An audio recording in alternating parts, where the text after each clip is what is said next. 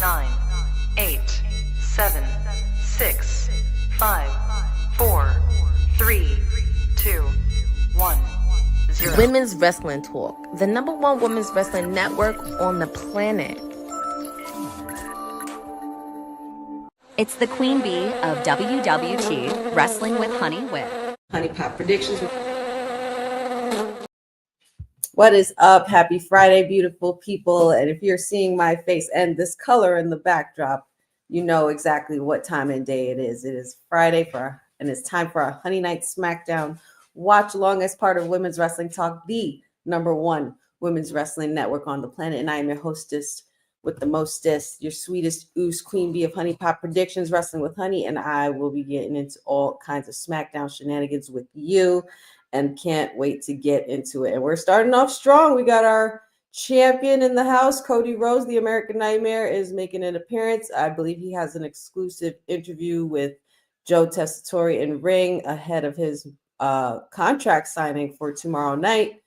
That will be mediated by Shawn Michaels. And of course, we know he's going after Kevin Owens for the Royal Rumble. We are in Rumble season, which means we are days closer to beginning our road to WrestleMania. And I feel like we were just here. I feel like we were just here last year. But, you know, time flies, which means we must be having lots and lots of fun. And I can't wait. So tonight we have Cody Rhodes, as you can see, starting it off. We also have Motor City Machine Guns versus Pretty Deadly in a tag team match. We also have one-on-one action between the megastar Mr. L.A. Knight. Yeah. And he will be going against Tama Tonga because we know there's been a lot of gripes between LA Knight and the Bloodline for quite some time. And that is going to continue tonight.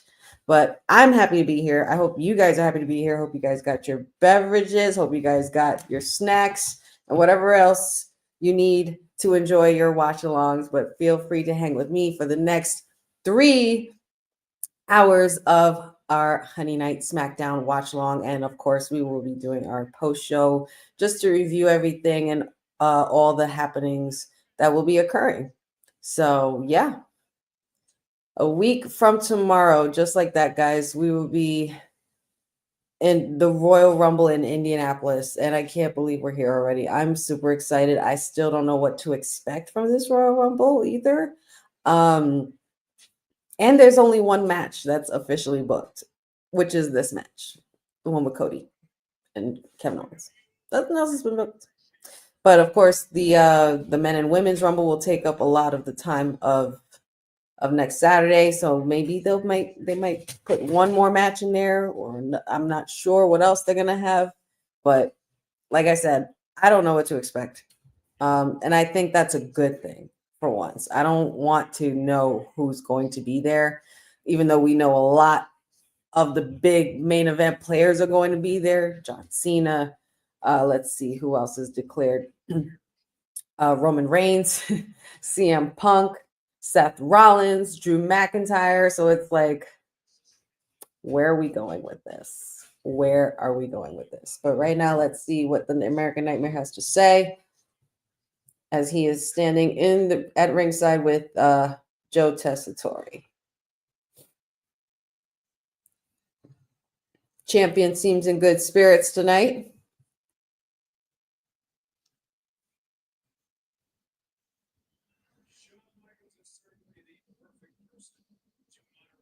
Yes, I agree. Finally, something Cody and I can agree on, that Shawn Michaels is the perfect person to mediate this whole situation. Being that it's all going down, they're having a contract signing in his hometown. I would want to be there. I would want to be there for sure. Shout out to everybody coming in the chat. Lewis, Brandon, good to see you. Boza, Corey, Sutton, thank you for joining us. Pleasure to see you. Hey, Dad. Good to see you. Papa Honey's in the house, y'all. And my buddy Benjamin Lampin. Good to see you. Good to see you. Thanks so much for joining in, guys. Hope you guys are ready for tonight. It's the go-home show before Saturday night main event. And we know tomorrow, Saturday night main event is going to be absolutely stacked. We got Jacob Fatu versus Braun Strowman. Nia Jax versus Rhea Ripley for the women's title. You also have Gunter versus, excuse me, I said that wrong. It's not Gunter. This is how you say it. I think we all can agree. Gunter, the ring general Gunter. Gunter will be going against main event Jey Uso, the Heat Master for the World Heavyweight Championship, and tons more will be going down. There's just a lot of excitement in the air, lots of wrestling, lots of news, lots of stuff. We came off of a great show today at WWT Live. If you guys haven't checked it out, we also have had some great debates as well. Kind of, if you guys stuck around with us last year, we had our debate over who was voted the best horsewoman according to Women's Wrestling Talk, and we did one for the Shield, which was quite the event, and it was so much fun. I would highly recommend you guys go check that out in the archives.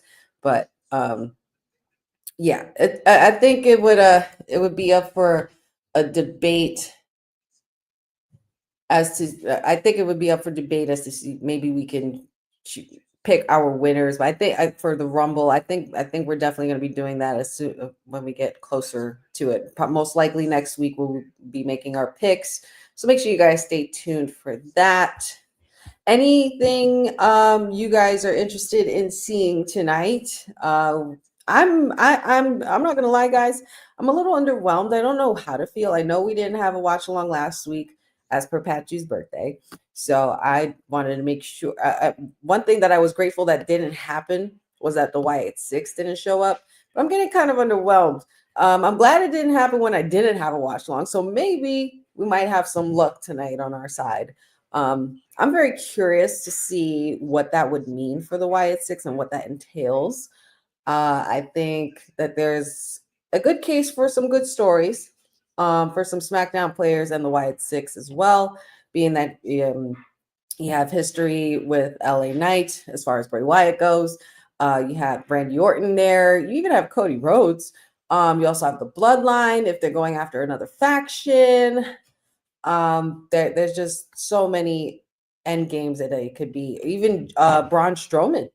Braun Strowman being that he's going against Jacob Fatu. Quite honestly, I think the Wyatt Six might make an appearance for Saturday Night Main Event. It would be kind of interesting to see, and maybe bring back the big boy into the fold, or make a great story for Uncle Howdy versus Braun Strowman. But listen, give it all to me. I don't care. I just want chaos, guys. I just want chaos.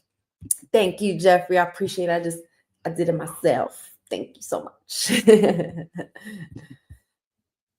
I think a great debate topic would be the best celebrity performers to work with WWE. Boza, honestly, that would be a great debate. We did discuss that lightly earlier today, being that Bad Bunny was all over the news saying that he was the greatest celebrity wrestler ever. Check out the WWT live show to see what we thought. There was quite a few opinions, and there's quite a few number of names that you could put up along the likes of Bad Bunny. Bad Bunny, I mean, honestly, I'm not negating anything that I said before, and I'm not downplaying anything I said before, and I'm not going to double down on it either. Bad Bunny is definitely in a top list of celebrity wrestlers. But it's just, and I would say more so for as far as impact and as far as popularity. And the fact that it was in his hometown, in Puerto Rico, in Backlash, when he went against Damian Priest, which was a classic entrance, super classic entrance, and will not be forgotten. But I think it takes a little bit more than just an entrance and one match to make you a great celebrity wrestler. I can't believe I'm going to say this, but I would put Logan Paul on that list ahead of Bad Bunny. I know, but that's all I'm going to say. Johnny, I did mention David Arquette. Thank you for joining us. I did mention David Arquette earlier today, and he did win a world title and fought in the Indies as well. I mean, hey. Oh, and look at that. We have DIY here with Pretty Deadly. Pretty Deadly has a match tonight against Motor City Machine Guns, who were the former holders of the SmackDown Championships the same championships that are around the shoulders, that are over the shoulders of DIY. And you know what? I love when Ciampa has gold. I love the way he holds his title. Like, it's mine and no one's taking it from me. I've always dug that. He's got his goldie and you can't have it. Oh, Pretty Deadly has been treading through some deep waters lately, because not only do they have DIY, on their backs, they also have Legado de Fantasma, or as they're calling them now, Los Garza.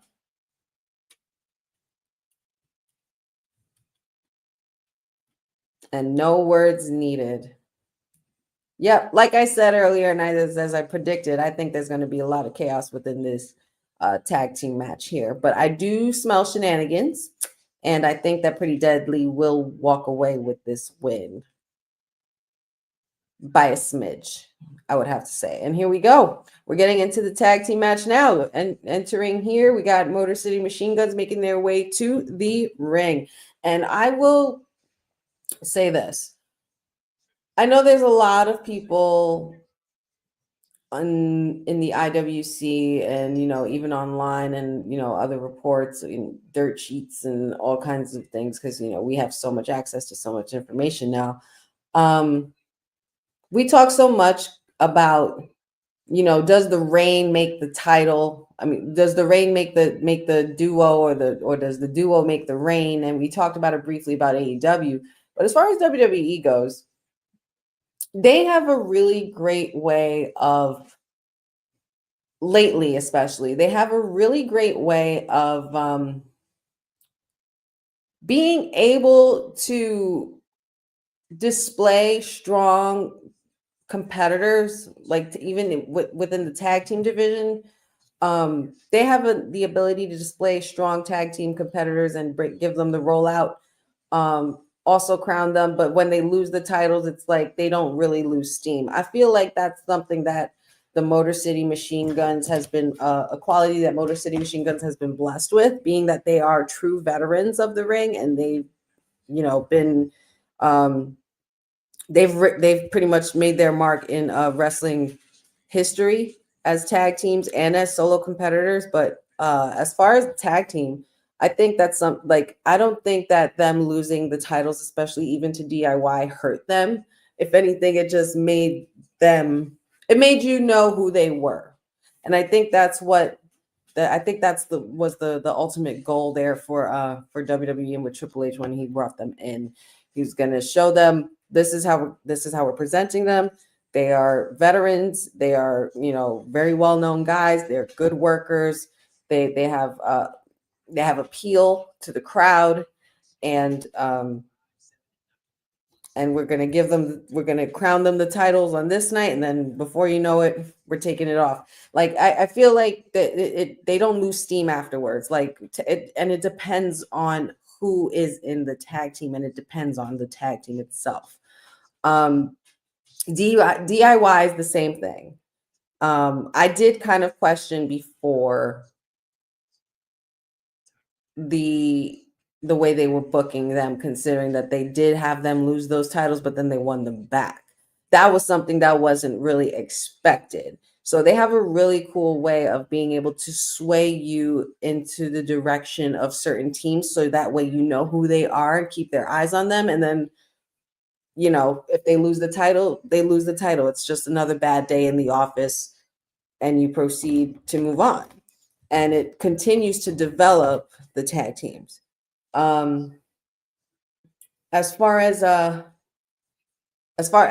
then there's so many other players as well too. You have Pretty Deadly, Legado de Fantasma, Motor City Machine Guns, DIY. You have Street Profits.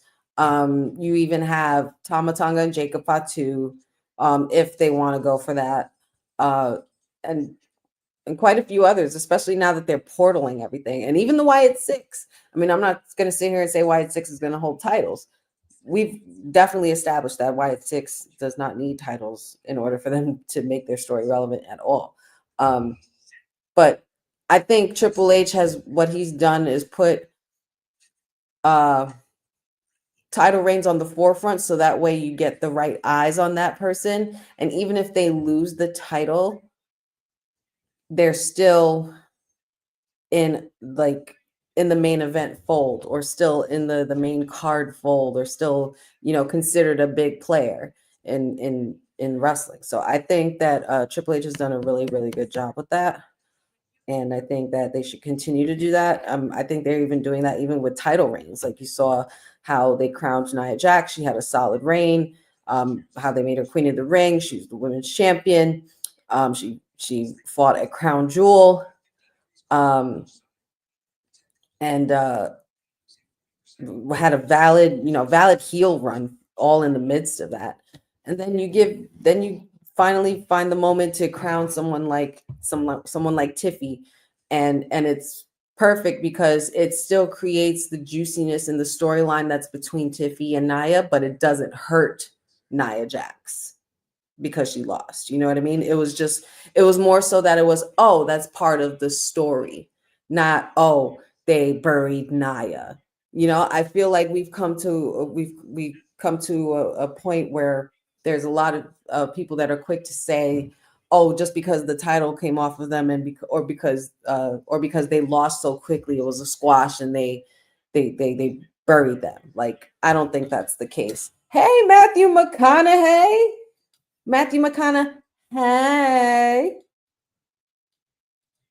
Yes, of course, to be expected. Why wouldn't he be there? They are in Texas. Very nice. That's an A-lister right there. I would consider Matthew McConaughey A-lister. And here we go. Pretty Deadly is on their way out. Yes, boy. They look they're still on their P's and Q's, but they look a little timid for this evening because I know there's a lot on their plate right now, but they kind of brought that on themselves, guys. So yeah.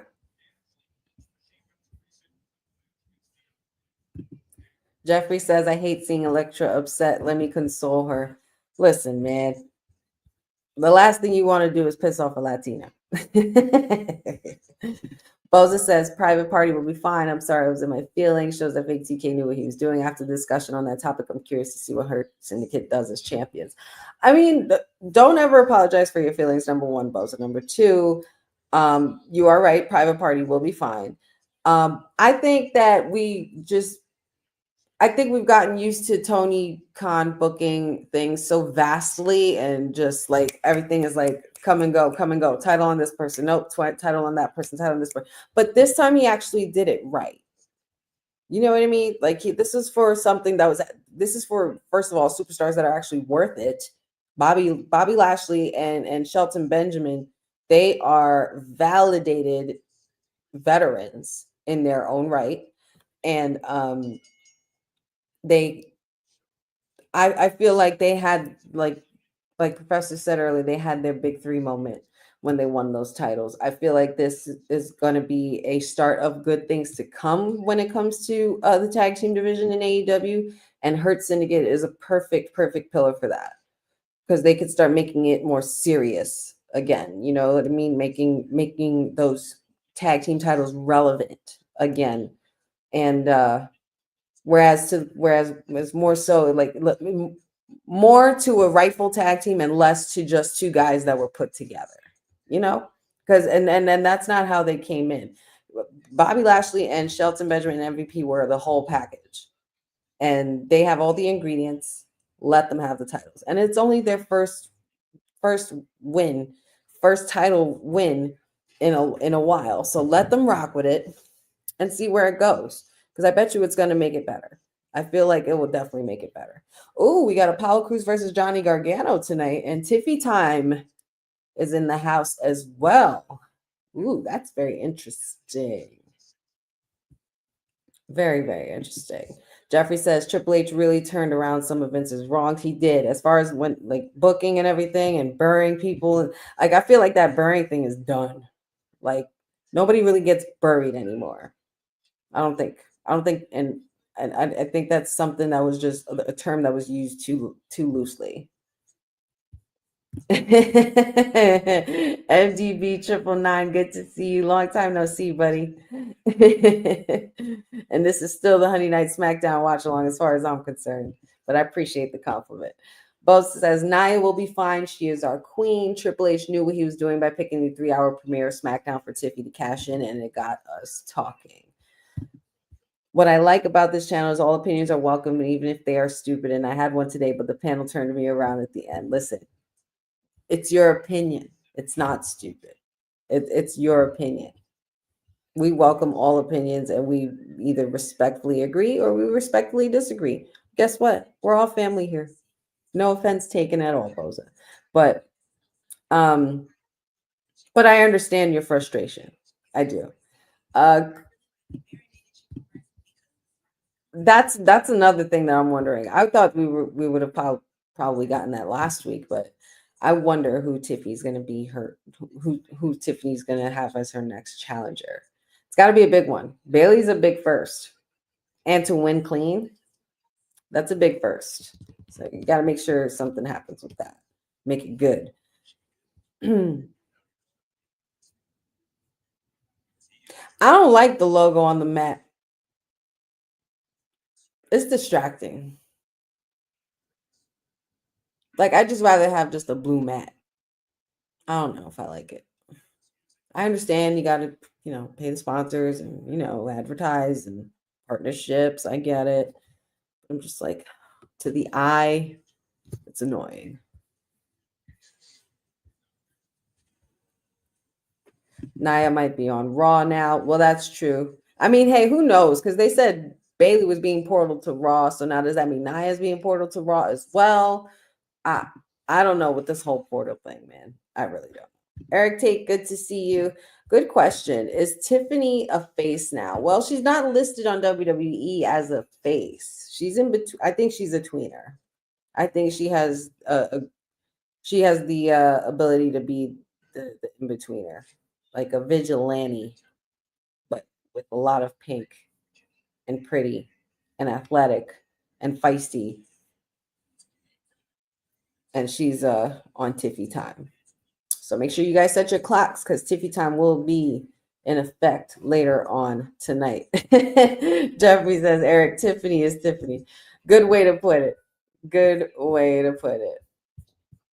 What do you guys think is happening tonight? What do you guys think about this portal stuff? Is it confusing? Is it working? Do you like it? Do you not like it? Let me know in the comments. Let me know in the chat. Make sure you guys like and share this video as well.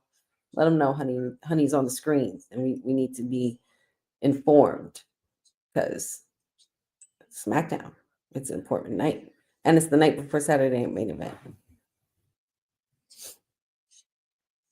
Pretty Deadly seems to be taking a little bit of control of this. Up.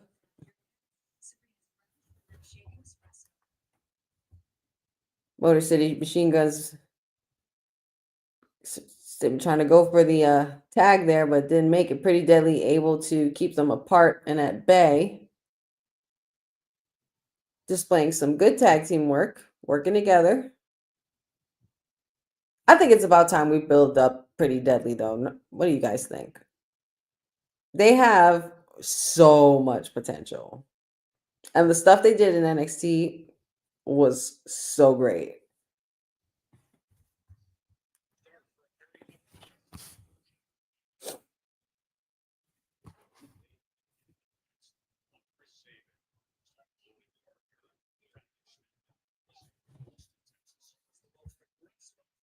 I feel like Pretty Deadly could make be similar to Fandango and Prince Pretty.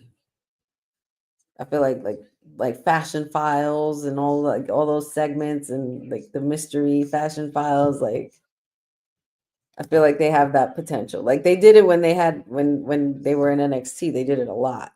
I feel like they could do so much more. Definitely future tag team champions in my opinion.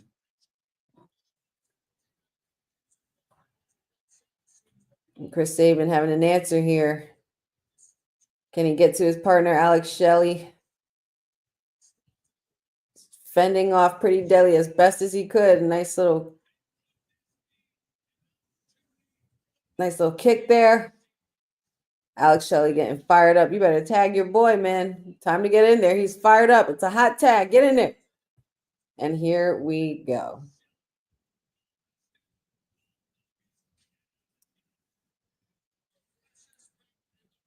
Alex Shelley taking it. Taking it to Pretty Deadly. Wow, my God. What was that? Good move. Close, but no cigar. Didn't get the pin on that one. Alex Shelley trying to figure out another outlet on defeating Pretty Deadly. And woo, baseball slide to the outside. Oh boy. This is vintage Motor City Machine Guns right here. Suicide dive to Pretty Deadly outside by Chris Sabin. And the boys are fired up.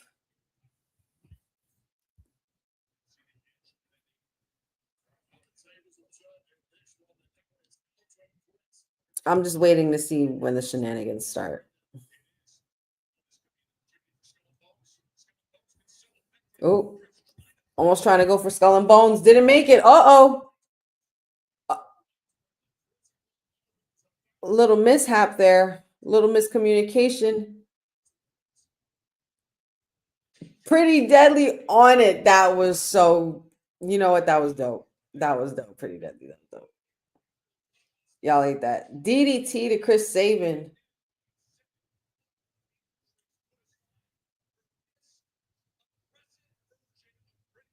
Pretty Deadly ain't playing no games tonight.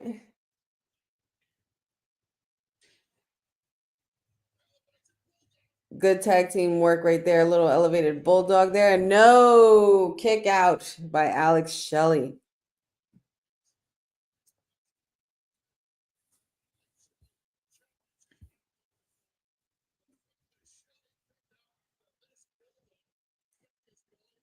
That's so crazy. You kicked out of that. What is Pretty Deadly doing here? Oh, drop kick. Looks like Pretty Deadly had a plan and it did not pan out the way they wanted it to. Back to the drawing board it is.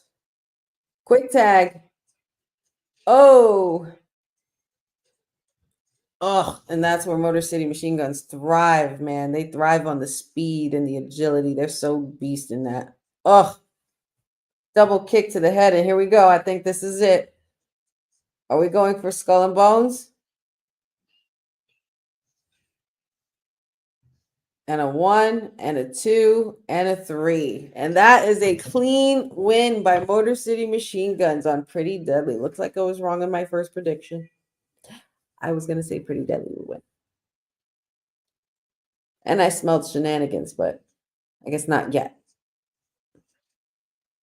This was a really good match, though. I want to see this again. They need to run it back on, like, a PLE.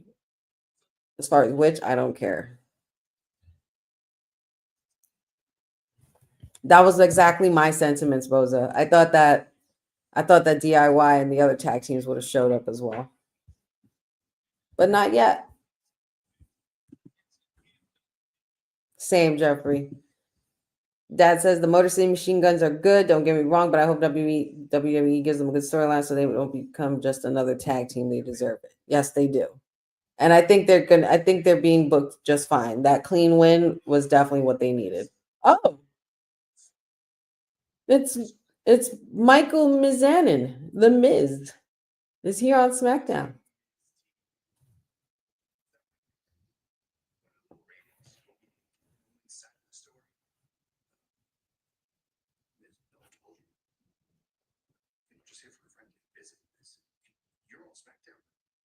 Miz is on SmackDown now? Not Miz TV? He's just on here. He's on the main SmackDown roster now? The Wyatts are here?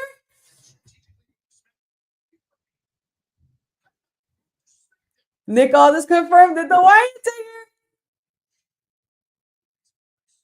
There's no getting away, Michael. You can't get away.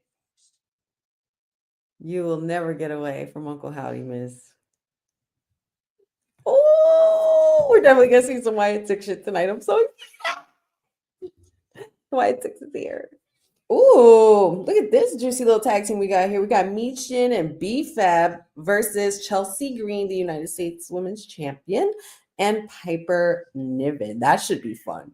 That should be really fun. Then, of course, we got one-on-one with LA Knight and Tama Tonga, as well as Tiffy Time making an appearance as well. What is going to happen? So the Miz is on SmackDown now, and the Wyatt Six is here tonight, guys. I'm so excited. I'm so cheesy. Yay. I'm so glad this is happening now and not last week. This is beautiful.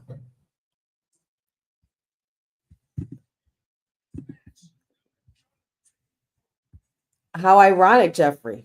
How ironic. Boza says that feels random. They're taking Final Testament versus Wyatt Six and putting it on SmackDown. They might. They didn't say anything about crossing them yet. But the Miz is there. Dad says Cross had something to do with Miz going to SmackDown with the Wyatt Six. He had to have. He had to, for sure. A deal was made. Boza says it would be something if B-Fab pins Chelsea, but I suspect Mia Yim will. We need a fourth match for the Rumble. Women's United States title, you think?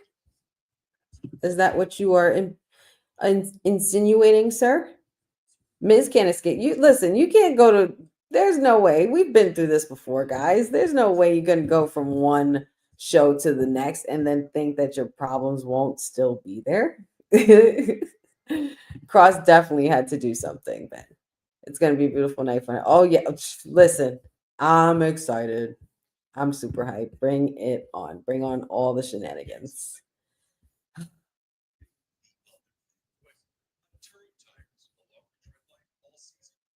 Oh, my God. Well, I'm trying to hold my excitement. I'm going to fight all these urges, my brother. I'm trying to fight. I'm really trying to fight the urges to be too excited. I just can't wait. I just need an appearance. I don't want a QR code. I want an appearance. I want to see Uncle Howdy. Where the hell has Uncle Howdy been? Has anybody seen him? Okay, I realize Uncle Howdy hasn't made an appearance at all this year yet. Not even for the Raw on Netflix. What are they doing? I'm intrigued. Hey, anybody want to answer this question for me and answer why Malachi Black is posting pictures on his story of Royal Rumbles? Anybody? Am I looking into shit too much, or is that something that we should discuss? Because I feel like that's for a good discussion. I would like to talk about that. And I don't want to refer to him as Malachi Black, because now that if he's coming home, it's not Malachi, it's Alistair. Guys, I'm telling y'all right now, February 1st in Indianapolis at this Rumble, if the lights go out and those guitar notes hit from the Root of All Evil theme song, I'm going to cry. I'm going to cry tears of joy. I'm going to be elated. I'm probably going to be throwing my equipment everywhere. The excitement is going to be through the roof. I don't want to get my hopes up, though. So I feel like he's trolling. But he could be serious at the same time. Like the fun that they must have when they do things like that. I can only imagine what that feels like. Jamie Dwyer, thank you for joining us. And he says, hey, quick question. What was the opening segment? I overslept. Well, allow me to update you. Cody Rhodes just came out and addressed the WWE universe and pretty much talked with Joe Tessitore in a little mini interview at ringside. discussing, everything that's going to be going down for tomorrow night, which is the contract signing for the title match that's going to be happening between him and Kevin Owens, the ladder match as well, at Royal Rumble. Ooh, and there's the Riverwalk from San Antonio. Beautiful place.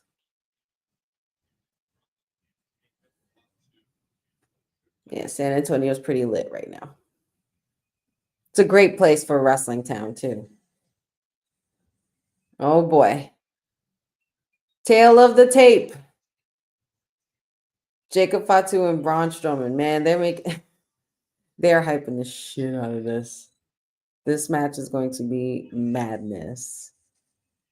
And I think Councilman might be right. I think Councilman is going to be, they might be right. They're definitely going to be breaking the ring.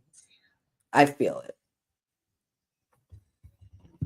Jeffrey says Alexa Bliss is said to be waiting to finalize a new contract for her return. So I've heard that they put a pause on it just for the meantime. But again, patience is a virtue that a lot of us don't have. But I think when it comes to these superstars, I think they should get the best deal that they deserve. And Alexa Bliss is definitely one of those superstars worthy of that quality. Jeffrey says, if I hear AJ Lee's theme, I'm going to go crazy too.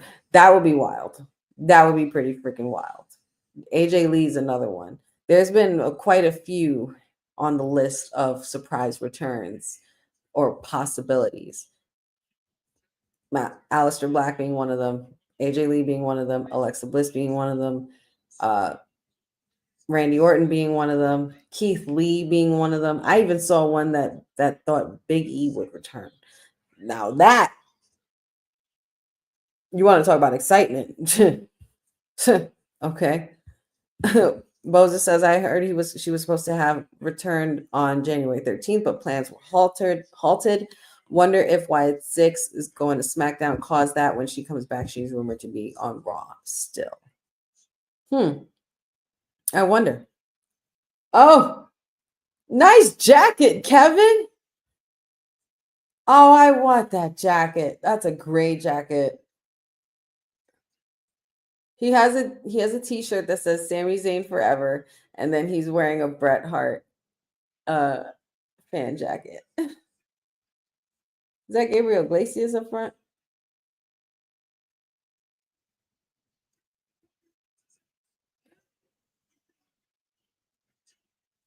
Kevin Owens saying, "Code, everybody's kissing Cody's ass." Joe Tessitore, The Rock, everybody.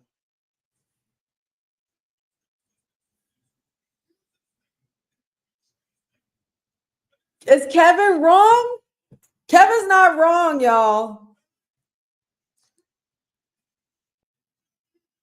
Kevin's not wrong.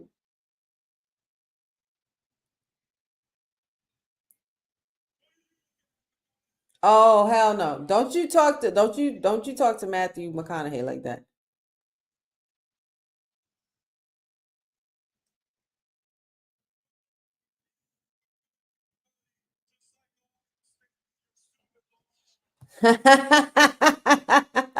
Of course, Kevin.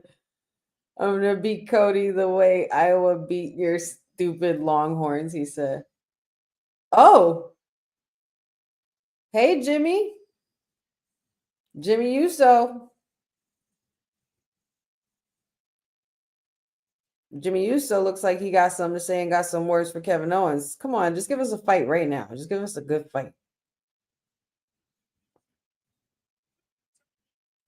Cut that terrible music. You can't even say that with a straight face. Everybody knows nobody's music in the Bloodline is terrible. The original Bloodline. Big Jim in the house. I kind of like that moniker for him too, Big Jim. Oh, slapped him. Let's go.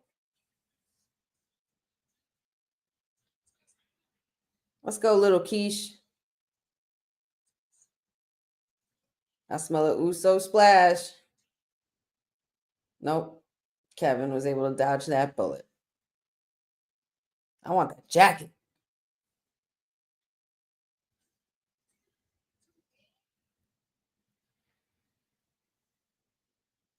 Jimmy looks so much like young Kishi. It's not even funny, bro.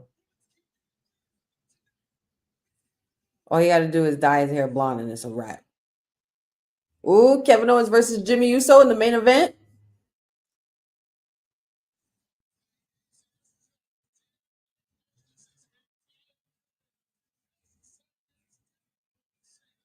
He put up the Longhorn symbol.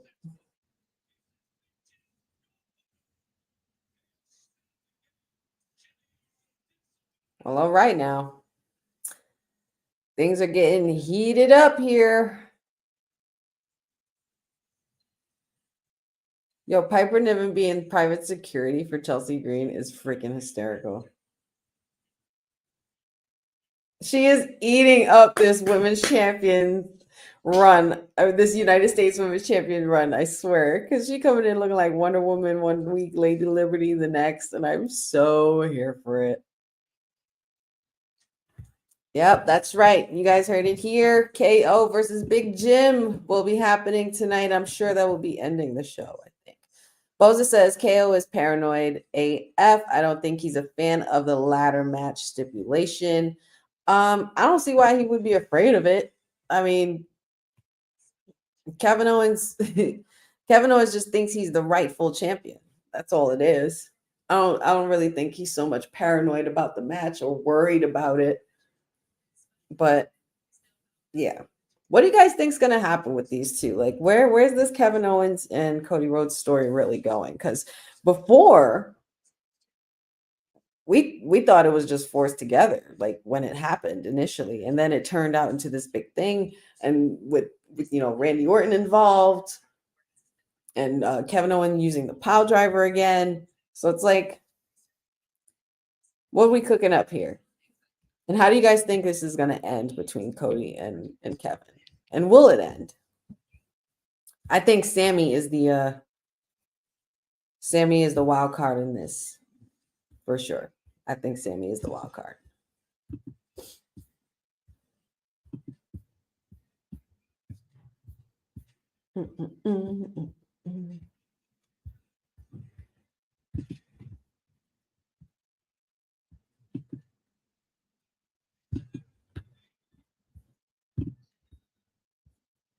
Eric Tate says KO's heel run is gold. I honestly have been wanting this Kevin to be back for quite some time, so I'm glad it's here because I feel like it was too short-lived as far as him being solo, because he was like this when he was with Jericho. He was like this when he would be with Sami Zayn and whatnot. But I'm just saying, like, Kevin Owens by himself, like when he got crowned by Triple H to win the title and all of that, and beat Seth Rollins after the betrayal, like that Kevin. Benjamin thinks Randy Orton is going to come back at the Rumble. Let me get you guys chiming in here as well. Who do you guys see? Who would you be most excited to see in the Rumble, or who do you think is going to win it? Both men and women. Let's chat about it. Let me know in the comments. Dad says, I can't with Chelsea's red, white, and blue outfits. It's such a slap in the face, and it's so great. And it makes it even better is that she's from Canada. That's what makes it even better. And she's the United States Women's Champion. It writes itself. Like when the crew and I, when we predicted that she could possibly be the next United States Women's Champion, if she was going to make it a gimmick thing, she was going to take it and run with it. And she is. She's doing exactly what we said she would, which is hysterical. But who do you guys think is going to win this Rumble, or who do you want to see in this Rumble? Are there any surprises that you're looking forward to besides the ones we've mentioned briefly before?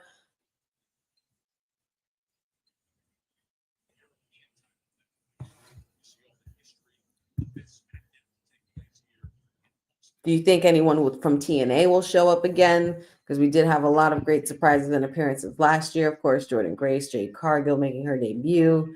The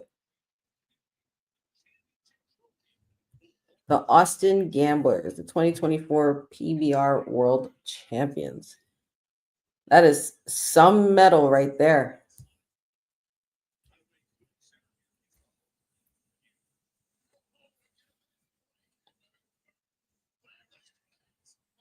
Jimmy Uso and Kevin Owens has been made official. Big Jim. Benjamin says Kevin would rather go hide in a car than climb a ladder.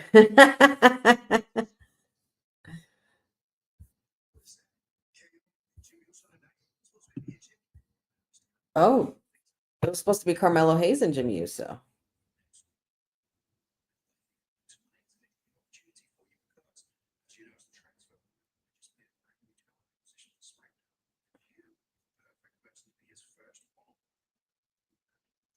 What new prospect you got on SmackDown now, Nick? All this.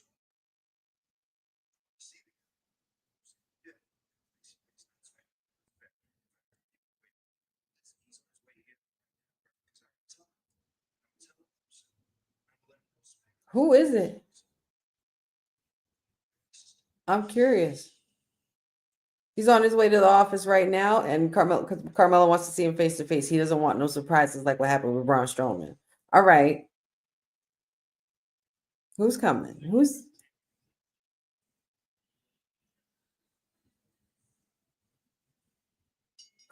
it? Now I'm curious. And y'all go into the women's match? Like, come on, man. Oh, Triple H, you mother. God. This is what I love about. Oh, Patrick, do you think? You think? You guys think we could get? You think we could get a whoop that trick on SmackDown tonight? Might be onto something. That's a good guess. That's a very good guess. Very good guess. Huh.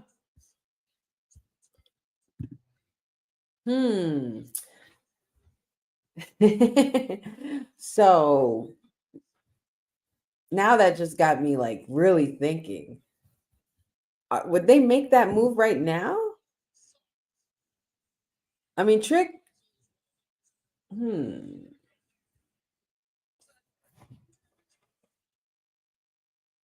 I feel like Trick would be too easy. Yeah, Trick. Yeah, Bozo. I was gonna Trick is most likely gonna get his rematch at Vengeance for the title against Obafemi, and then he'll move up. Maybe Trick will show up for the Rumble, but I don't know. Maybe tonight. I mean, that would be crazy if they pull the plug on that. Who would it be though? A new acquisition to SmackDown. I'm thinking of people who have history with Carmelo Hayes.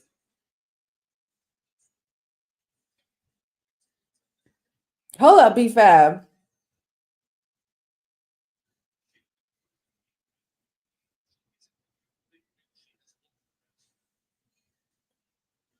Come on, B-Fab. She's in some good shape, bro. She's looking good. This is a duo I didn't know I needed. I kind of like this duo. Triple H knows what he's doing. But back to who this person could be to face Melo. I'm thinking about people who've had history with Melo. And I am thinking about someone who's been very, very quiet and not by choice. Someone who's been very quiet due to injury and has kept it very, very much so under wraps. Ilya Dragunov? Could we get Ilya Dragunov today? I don't know. Is it big enough? Like, would they know who he is, though? Would the crowd receive him well as well? I'm thinking about that because I know he was on Raw. I don't know. Talk to me, guys. What do you think? Boza says, I could see Trick doing the Rumble, but he won't 100% move up until after Vengeance. I mean, the PLE is called Vengeance. What if they completely swerve us and have Obafemi lose the belt and then he moves up? I feel like that could be ideal as well, but I don't want to take the belt off Obafemi after giving it to him in such a big way.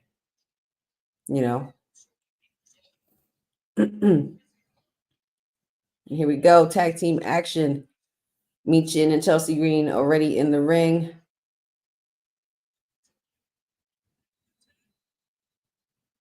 Is Michin twerking? Michin, they were deliberately showing the twerking. Well, all right. Huh. Chelsea literally is dressed like Captain America. It's hysterical. Hey, Courtney. There she is. Our all elite PR princess in the building. Thank you for joining us. B-Fab raps her own theme too. I wouldn't put that past her. I wouldn't put that past her at all. I mean, she did rap on Hit Row. I don't care what anybody says. That song goes hard. Boza says maybe he could be ahead of schedule in reference to my Ilya Dragunov guest. I'm scared I won't give this match attention because my mind is going 50 miles an hour.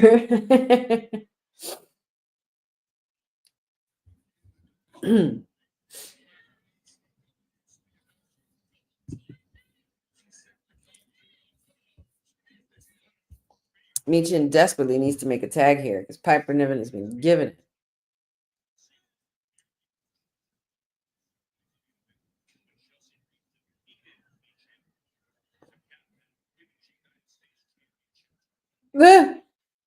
Chelsea's such a good sell.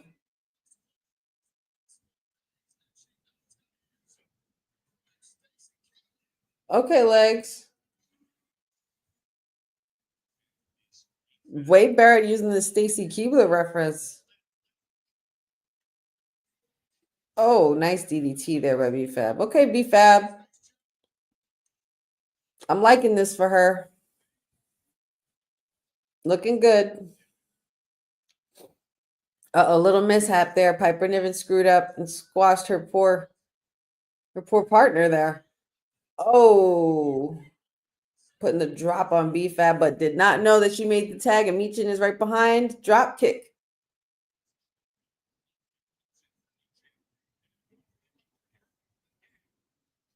Oh.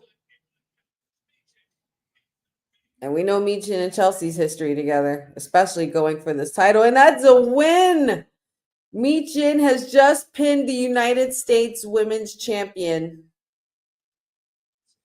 Michin and B-Fab with their first win as a duo, and Michin with a clean pin on the United States Women's Champion. Holy shit.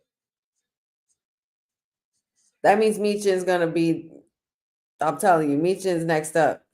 Michin's next up. Okay, here we go. Finally, this moment is here. Okay, moment I didn't think I was waiting for. Carmelo Hayes going face-to-face with the newest acquisition on SmackDown, and it is El Campeón. Damian Priest is portal to SmackDown. What the hell is going on?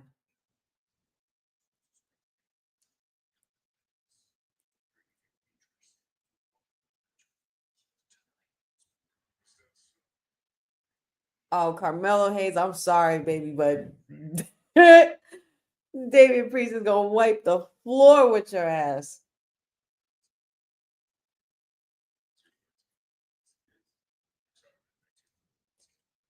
What the hell is happening? What? Oh, Miss Tiffy time. Yes, girl, you looking good. Ooh, she slays. She slays. Oh, my God. Wait, Damian Priest is on SmackDown. Well, I guess that makes sense because we're done with this whole Judgment Day story, right? And Finn Balor and all of that. I think we're done with that. And I was saying it to myself too. He just fought Finn Balor, and I was just thinking to myself a while ago. I was like, I don't want to see these two fight anymore. I really don't. We've seen them go at it almost all year. Well, holy shit is right, y'all. Damian Priest is in the house. 1609 Wrestling. Thank you for joining us. The Punisher is in the building, and the Punisher is now on SmackDown. Priest versus Gunta.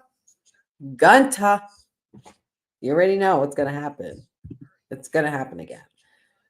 So what's next for Monday night WWE Monday Night Raw roster? That's what I'm saying. All these moves that they're making, like what are they bringing into Raw that they're moving people to SmackDown? I don't even know who's where anymore. This is like I hope. Are we done with the draft, y'all? Are we done with the draft?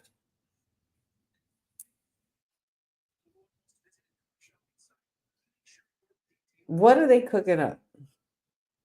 What are they cooking up?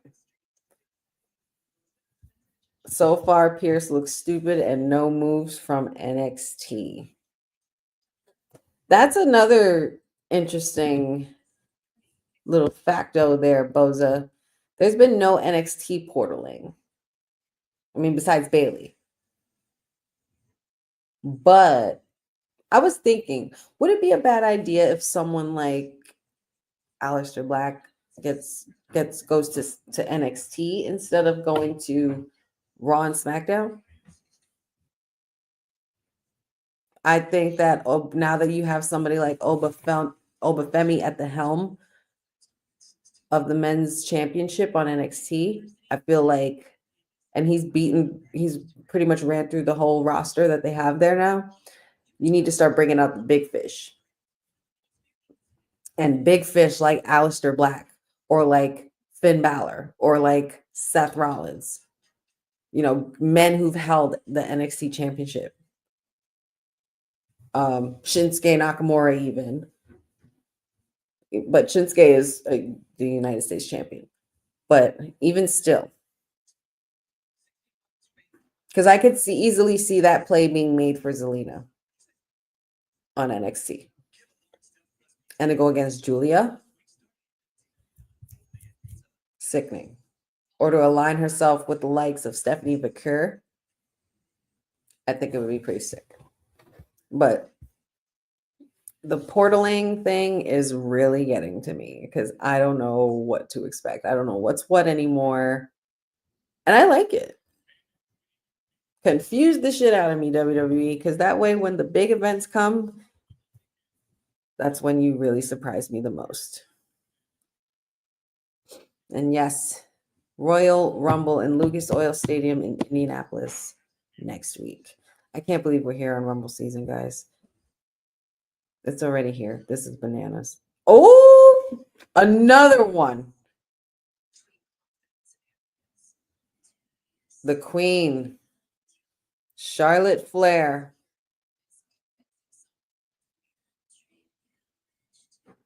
The Queen is back, y'all. I kind of wished her return would be a surprise too, but when that's happened, people have been disappointed. You want to know that Charlotte's coming. She doesn't have to be a surprise anymore. She's Charlotte freaking Flair. One of the women that was in the main event for WrestleMania, the first women's main event for WrestleMania. Main evented lots of events, revolutionized the women's evolution along with the other horsewomen, and 14 title reigns, 14 title reigns. I'm actually pretty okay with her not being the surprise. You want to be able to expect Charlotte Flair because that leaves room to be surprised by something else. And a lot of times when they've used Charlotte as a surprise, people have hated it. There's a lot of people that don't even want her to return. And I am not one of those people because the woman is legacy personified, and you can't deny that.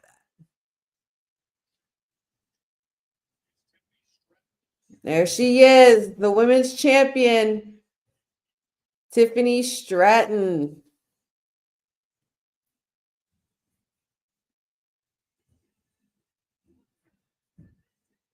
Oh my God. I always like I couldn't wait. I couldn't wait for Tiffy to get the title. Because this is exactly what I knew she'd be. She's that pretty girl, but you don't F with this pretty girl. Okay? This pretty girl will also whip your ass.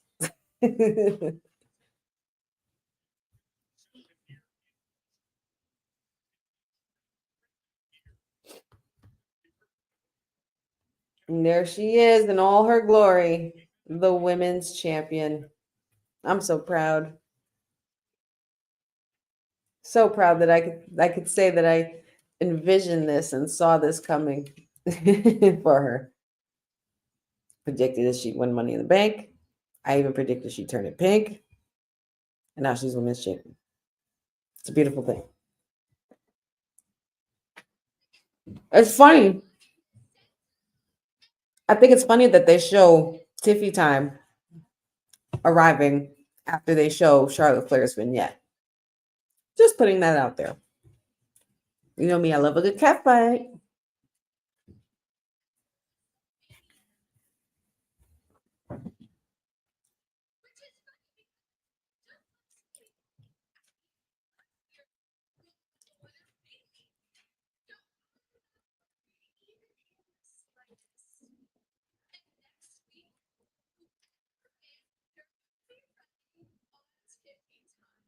Whoop.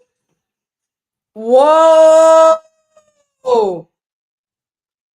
Rhea Ripley's music just hit. Oh, what is happening, guys? You have the SmackDown Women's Champion and the Women's Heavyweight Champion, Rhea Ripley.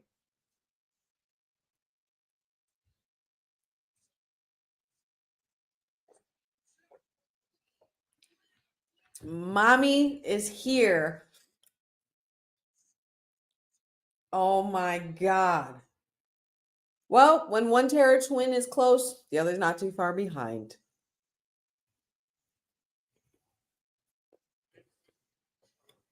Give you chills. I'll take your soul in your sleep. I listen to Rhea Ripley's theme song at least once a day.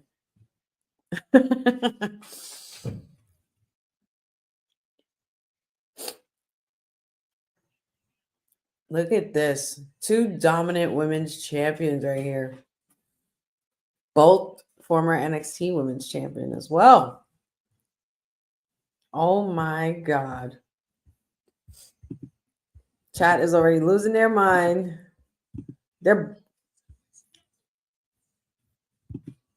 What are we doing? Are we doing a switcheroo?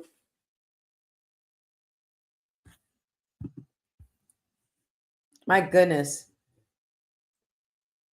Look, guys, it's Wicked. WWE produced their own version of Wicked. Who will be the one to defy gravity?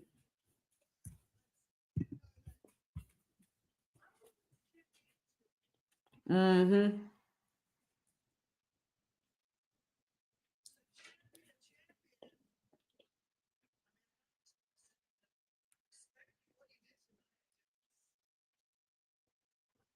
Boza, that is a good point.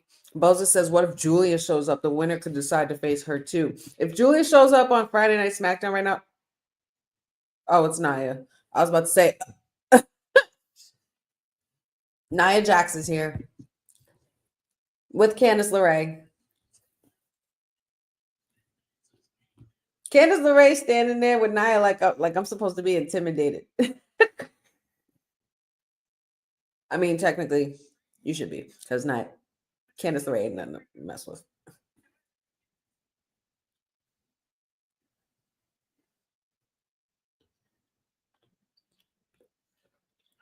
So wait, does this put Tiffy in the face spot now?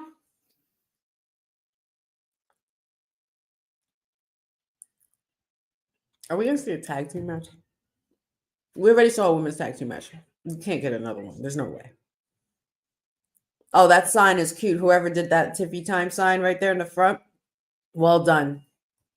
Well done. Yes, Jeff. I smell a cat fight. Thank you for joining us, Jeff. It's WrestleMania season. Anything can happen. You are absolutely right about that. Oh my gosh, she just told that kid her mom sucks to her face. Hassan Terrell, good to see you, buddy. Thank you for joining us.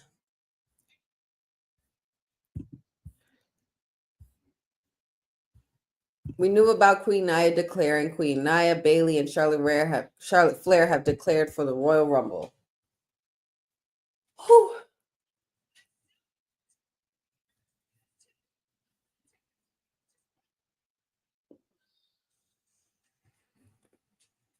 And there she is, the EST of WWE. And the glowiest one, Naomi. The women's tag team champions are in the house too. It's a star-studded night. I came back on the right Friday. Shit. Man. If this would have happened last week, I would have been upset. They are jamming to Bianca's music. Listen, don't even get me started about theme music.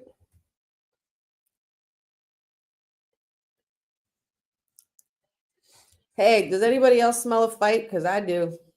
I want to see a fight.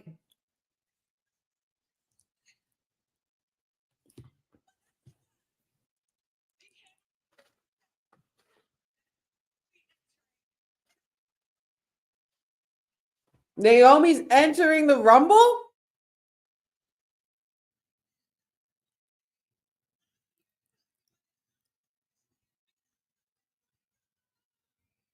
Oh, Bianca is in the Rumble too.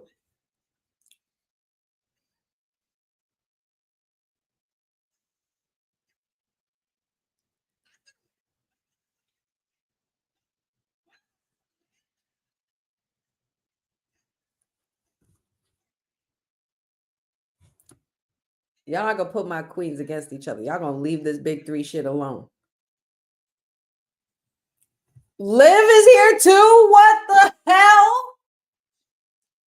Everybody and their mamas up in here. What the hell?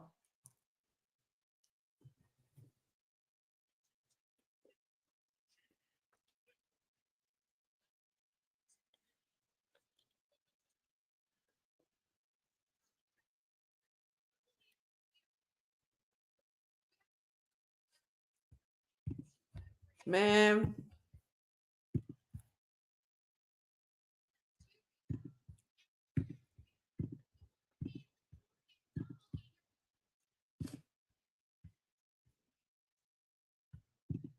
Well, I have no words. Like, you hear how quiet I am? I have no words because I don't know. Like, what the is going on?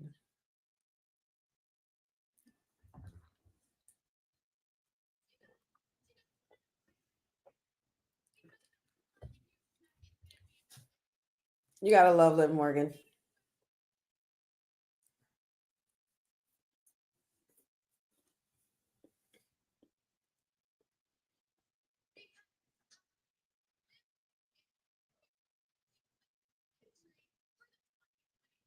And there's Liv. She's in the Rumble too. You get a Rumble entry. You get a Rumble entry. You get a Rumble entry. Everyone gets a Rumble entry. There can only be 30, y'all. I'm trying not to count.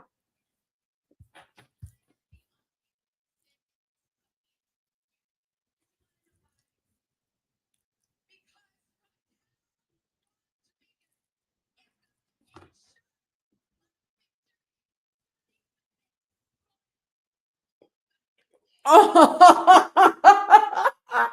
really? Really? So, girl, shut up. Shut the hell up.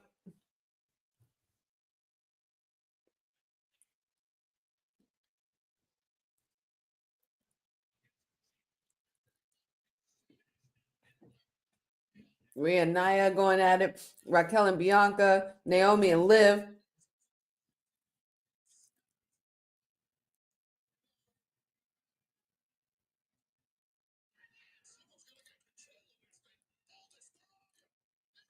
I was gonna say, yeah. Oh, Tiffy got out of there. Tiffy smart. Wait, whoa. Nick, all this was about to come out, and then it goes to commercial. Dominoes. You messing up my whole vibe here. No. We about to get a match. I don't know if we gonna get a match. 6-woman tag? Not eight. Oh well, yeah. Tiffy wasn't in her wrestling gear. She was in gear, but not wrestling gear. Okay, so Bianca, Naomi, and Rhea versus Nia, Liv, and Candice. Is that what we're saying? Big 2 out of 3. Huh. Jesus Christmas. Lord. Is it Monday? Am I on the wrong day? Do I need to switch the color? Because sheesh. Damian Priest, Rhea Ripley, Liv. They're all there. Like everybody's, and then the Wyatt Six, and then there's still the Wyatt Six floating around like nothing. Like you think I was gonna forget about that? You think I was gonna forget about the what? Very funny. Very, very funny. Right, Boza. Where's the mayor? Like this feels like Monday Night Mayor. I feel like I got my days mixed up.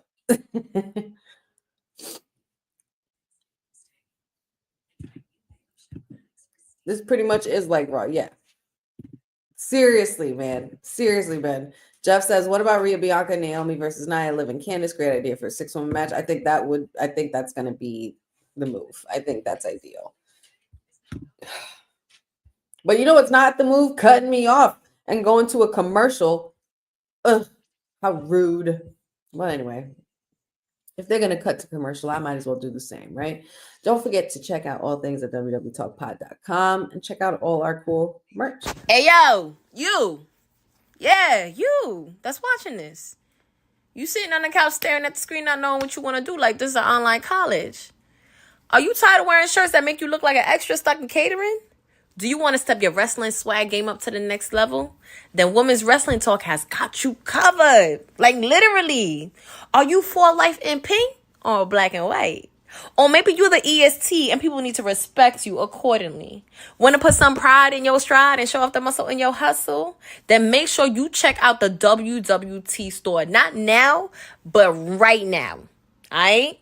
What you waiting for? Head to www.talkpodstore.com and don't make me fight you. Shit. Don't make up fight you. That's the last thing you want. Check out www.talkpod.com and the website for all our cool merch. Follow the drip. Be part of the team. Support the cause. We would love to have you part of it.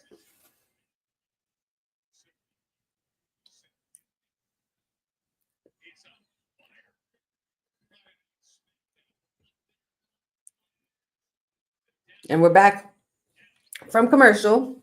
And now I need to see what happened with Nick Aldis because he came out and then it cut. So, update, please.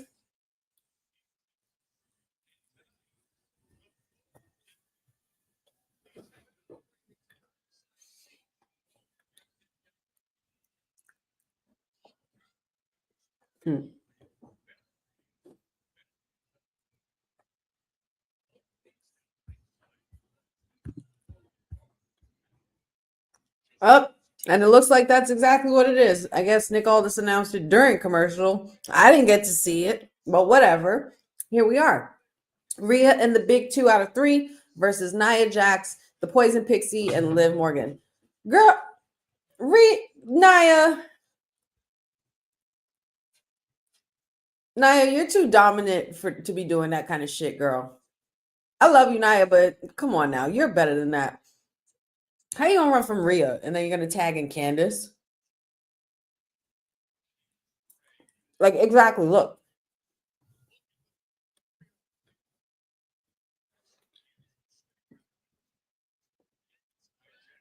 Yeah. No way.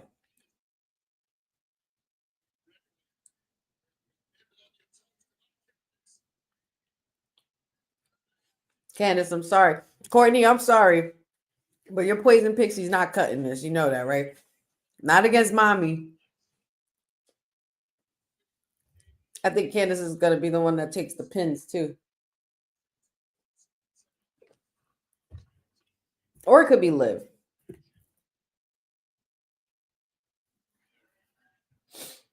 What are they doing?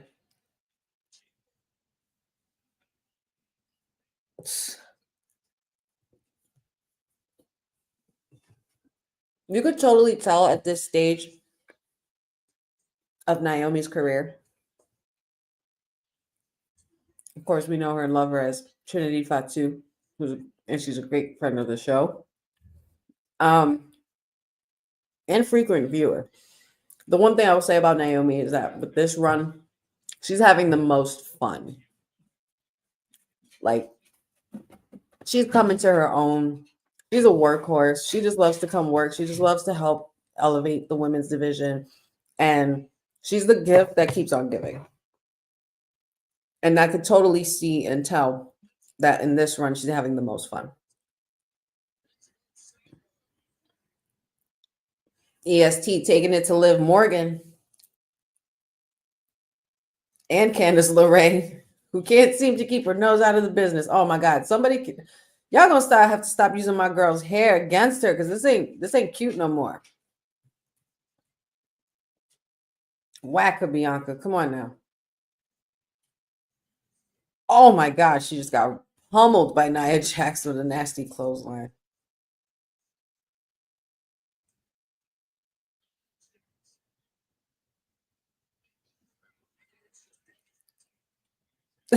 Nia using Bianca's hair against her once again.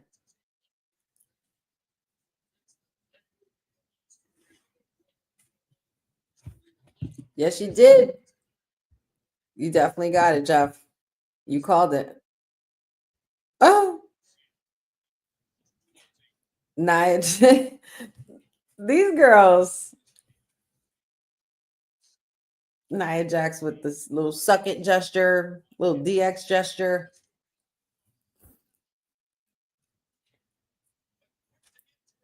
Oh, watch out, Nia. Oh.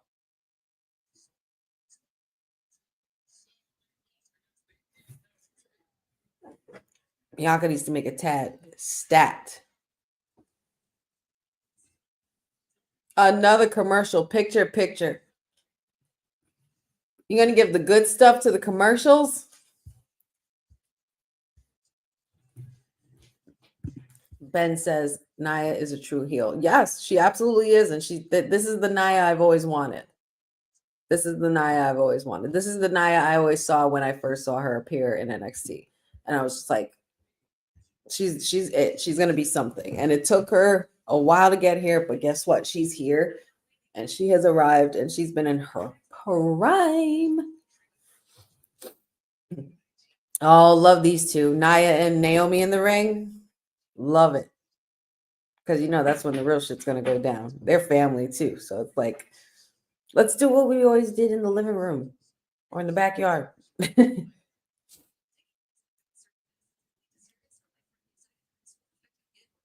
Naomi staying on top of it. Liv Morgan tried to intrude, but she didn't let it happen. Oh, Naomi, really? You can't pull that move off on Nia, and now she's crushed you like a bug.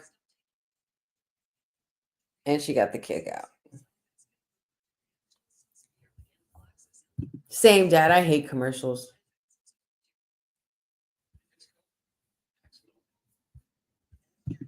Yeah, they went picture to picture here, Mag Mangum. Thank you for joining us. Good to see you, bud. But yeah, I like these between the commercials and the cluster luck. I'm gonna say cluster luck because y'all know what I really want to say. But between the commercials and the cluster luck of Monday Night Raw talent that is coming through to SmackDown through this portal, absurd. I didn't think I was going to be spending my night like this. And I'm still waiting for the Wyatt Six. God, guys. I can't promise that my equipment won't be flying by the time we see the Wyatt Six. I've been waiting patiently. I'm trying to wait patiently. I want to see an Uncle Howdy appearance. I don't want to see like just Wyatt Six. I need to see Uncle Howdy. Where are you? Where are you, Taylor? We know you're there. Nick Aldis confirmed it.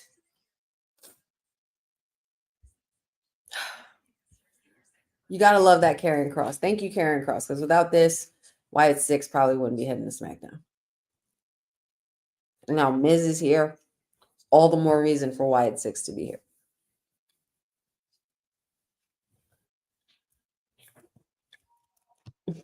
So Karrion Kross got Miz out.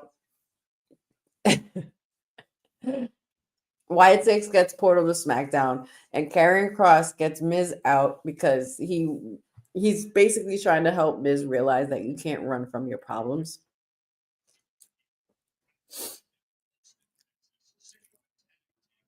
But this is going to be a big problem for him to erase.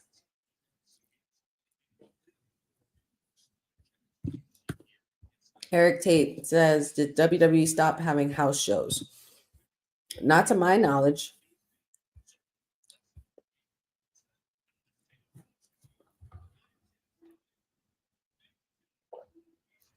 Little stank face on Naomi there.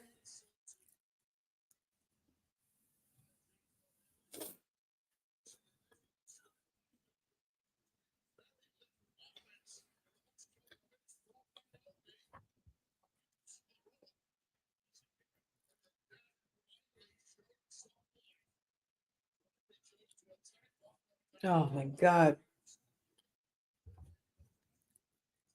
This poor girl, Naomi, come on. You need to get out of that corner, girlfriend. Nia and her girls are not letting up. How funny is it that the two that competed for the Crown Jewel Championship are now, ironically, teamed up and for the same cause? It's pretty wild.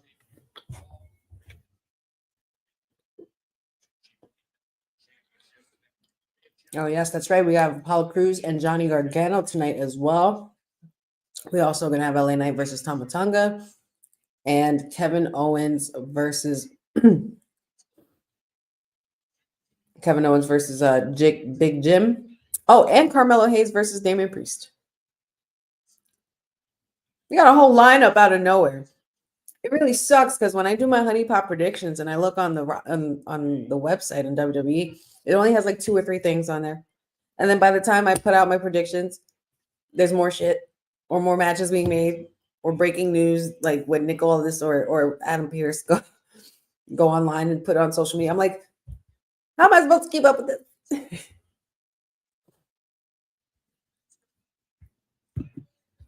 Bless Mello's heart. He has to welcome Damian Priest to Friday Night SmackDown. Yay, he's getting that ass whooped. Jeff says Naomi needs to tag Bianca or Rhea. Like yesterday, dog. Yesterday. What are y'all doing in this bullshit? Referee, get control. Game, like you're the ref.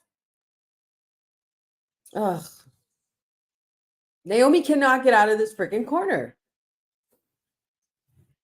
There we go. Come on, girl. Use those limbs. Let's go. Kick, kick, kick. Boom. Little X Factor. Oh, she hurt herself a little bit. She looked like she hurt herself a little bit. She hit on the platform hard there. Oh, Dad, thank you. Thanks, Dad. Oh, and there she is. Here we go. Fire it up. Rhea Ripley and Liv Morgan have been tagged. Hot tag, and Rhea is not. Let's go. Oh, dropped her on her face. Come on, Rhea. Let's go. Rhea Ripley just evaporating everyone. Oh, shoot. Backbreaker. Rhea Ripley easily made a tag there to the EST before Liv could do any more damage. Come on, Bianca. Suplex. Oh, nope. Got a reversal. Oh, nope. Oh, a lot just happened in that sequence. Liv got the knees up on Bianca before she could land. Was that a spear, Bianca? 1, 2. Nia Jax easily got that counted out. Oh my God. Pick up Samoan headbutt from Nia to Naomi, the headbutt to Rhea, going for the Eradicator. Oh my God. Nope, Liv Morgan able to stop her. Yeah, even with Liv on her back, she knocked Nia out. That's funny. Since not for Nia, but since for you. Drop her. Yeah, there you go. Pile them up. Raquel, you could get this smoke too. Let's go.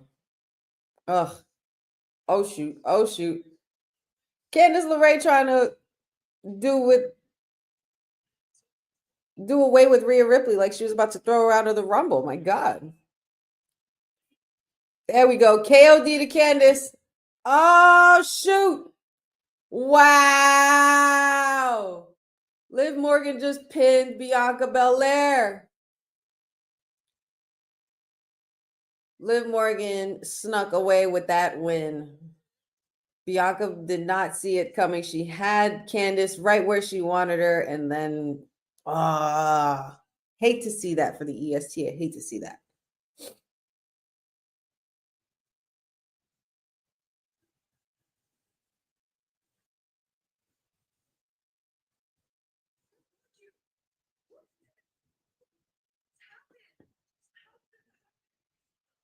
Oh my God, Chelsea Green.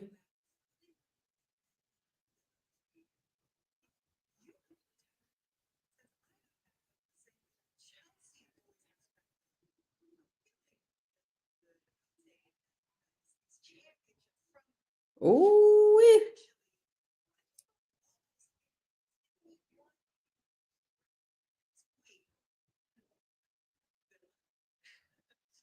Oh, Nick Aldis made it official. Chelsea Green and Michin officially next week for the Women's United States Championship.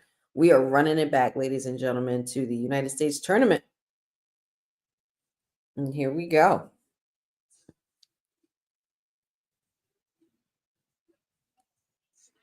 Up. SmackDown Tag Team Champions, one half of them, well, both of them are on their way, but one half will be in action. He's going against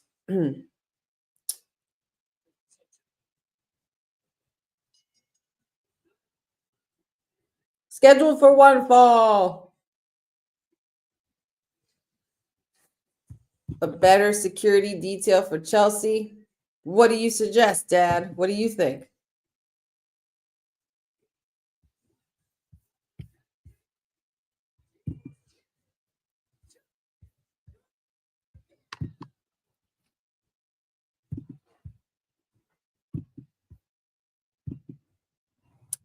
Sorry, I blanked out. Johnny Gargano and Apollo Crews. Johnny Gargano and Apollo Crews will be next up.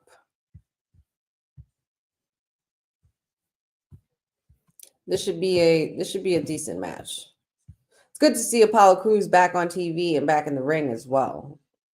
So it's good to see that all is not lost for Apollo Crews, because I feel like that is another superstar who deserves better. I'll never forget watching the behind the scenes NXT and seeing the video of him and them, the producers and them telling them that he's moving up. Very emotional.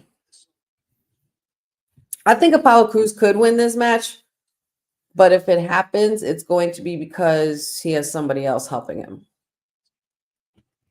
Who do they have Apollo Crews with recently?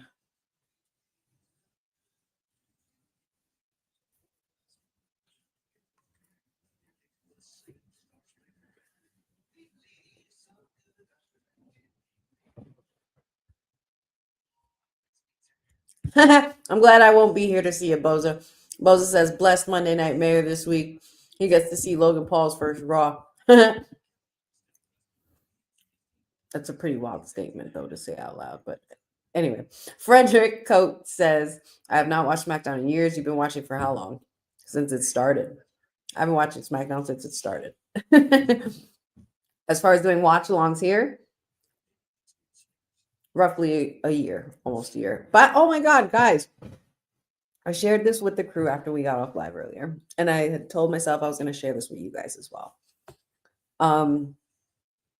Something very special is happening this weekend, and it would literally be in 2 days. It will be the 1 year anniversary of your girl, yours truly, joining Women's Wrestling Talk officially. I can't believe a year has flown by already. Since the first time I was introduced and put on an episode of WWT Live. And I wanted to share that with you guys because it'd be pretty much a year since I've known y'all and gotten to know y'all and meet y'all, or, chat with y'all at least. And I just want to take the time, since we're at this whack-ass commercial moment, to thank you all and appreciate you all for welcoming me in the Women's Wrestling Talk family and making me feel like family and giving me another another wrestling family as well. There's only one other wrestling family I've always had, and that's my dad and my siblings. And I'm so glad to be able to call you guys family as well. So I'm so appreciative and honored to be a part of this troop and this movement. I've thoroughly enjoyed it. It came to me at a time where I was a little unsure and of what I was a little unsure of what to do creatively. And I came to I guess you could say, a little creative brain freeze. And I needed to recharge. And Women's Wrestling Talk, I don't even know how we connected, but somehow I guess we had found ourselves following each other on wrestling content pages and such. And we had mutual friends, and any video that I posted, I'd tag them in it. And until the producer reached out to me and said, "Hey, would you like to join our show?" And met Boss Lady TK, met Professor, Ced, De La, and everybody else who's been a part of the family before me and even after. I really, really appreciate all of your energy and all of you guys for supporting me and for hanging with me as long as you have. And I just look forward to continuing this journey because it makes me feel so good every time I do it. And it makes me feel good about myself. It makes me feel good. Feel like I'm being heard and understood and seen and respected for my perspective on what I feel wrestling means to me. So I want to say thank you all. And on Monday, feel free to come by for the WWT Live show and come by and hang out with us, because I think we might have a little celebration on our hands. And I hope everybody else on the team gets to see this or watch this, because I'm talking directly to y'all. I love and appreciate every single one of you. You guys bring out literally the best in me doing this stuff. And I couldn't be more appreciative to have a wrestling family like y'all. So yeah, man, a year with Women's Wrestling Talk. That's pretty wild. And the 27th will be 2 years. Will be 2 years since I've started doing watch-alongs. If you guys have been following me on social media before, I would do Monday Night Raw watch-alongs on Instagram, long watch-alongs, but it was because I love to do it. And honestly, if I didn't do it, I probably would not be here at this moment right now. So I'm glad I did do it. And yeah, so it's my first anniversary with you guys, and I can't wait to celebrate. So I'm thankful, I'm grateful, and I appreciate all y'all. But we're back to the action since we're out of commercial, and Apollo Crews and Johnny Gargano going back and forth. It's giving me real shades of black and gold NXT, if you ask me. Frederick asks, do I do other watch-alongs or podcasts? So here at Women's Wrestling Talk, we have a bunch of watch-alongs. I host Friday nights, which is our Honey Night SmackDown. We also have Monday Night Mayor, which one of our other co-hosts and panelists here at Women's Wrestling Talk, Cedric Welton, he does Monday nights. We also have Tuesday Night Pharaoh, which is hosted, of course, by our councilman, Pharaoh. He does NXT coverage and watch-alongs. And then we have, of course, All Elite Wednesday night, Stone Cold Courtney, who pretty much handles our AEW leg of things. So We have tons of watch-alongs here and podcasts. We also do watch-alongs for some PLEs. I'm not sure if there's going to be one for Saturday Night Main Event. As far as that goes, I wouldn't know because I unfortunately have to be at the Beehive and be a worker bee for the day. So I won't be watching Saturday Night Main Event until after I get home. But we do watch-alongs for other PLEs. I definitely want to do one for the Royal Rumble. I need to make sure that I am here for that because it's one of the big four, and I always do it. So I got to make sure I am off and doing nothing but hanging here with y'all. We do watch-alongs for all kinds of other things. We did watch-alongs for other segments. We did watch-alongs for previous episodes. We do watch-alongs for we did a watch-along for the Vince McMahon documentary. You guys can check all of that out on YouTube and the archives and whatnot. I also do another podcast called the Kayfabe Podcast, which is with also two other family members here of the WWT crew, Dion from All Star Fandom and Will Pharaoh as well. So you guys want to check that out? We do that every Saturday. Kayfabe Podcast. We pretty much are ourselves, and we talk our shit, and we just enjoy talking about the topic of wrestling. We do blind five rankings. We do player selection. We do really cool what ifs kind of scenarios and how we would book things. And we just pretty much shoot the shit.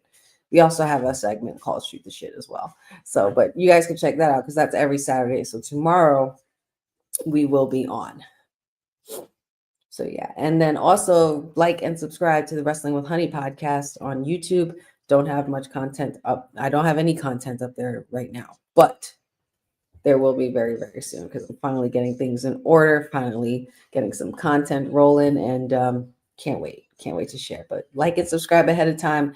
Let your friends know, let your peeps know that the sweetest ooze needs some love and support.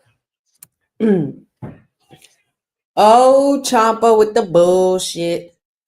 And Rev didn't see it, of course. Jessica, come on, Jess.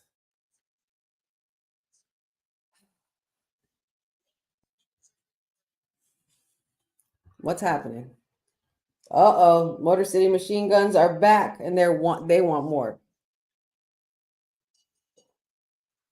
Apollo Crews with a quick roll-up, and he got the pin on Johnny Gargano.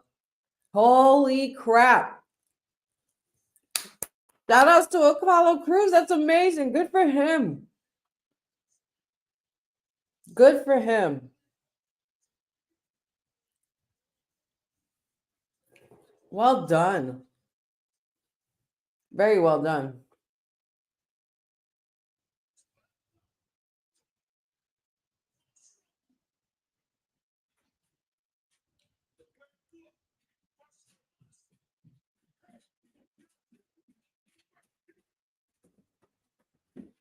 Godzilla versus King Kong. That's the best way to describe it.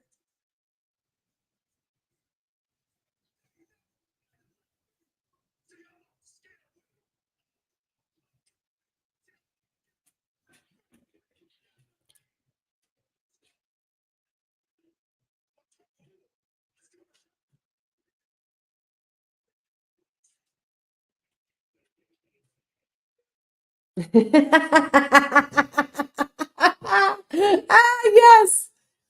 Yo, Jacob just got me amped. Jacob just got me so amped.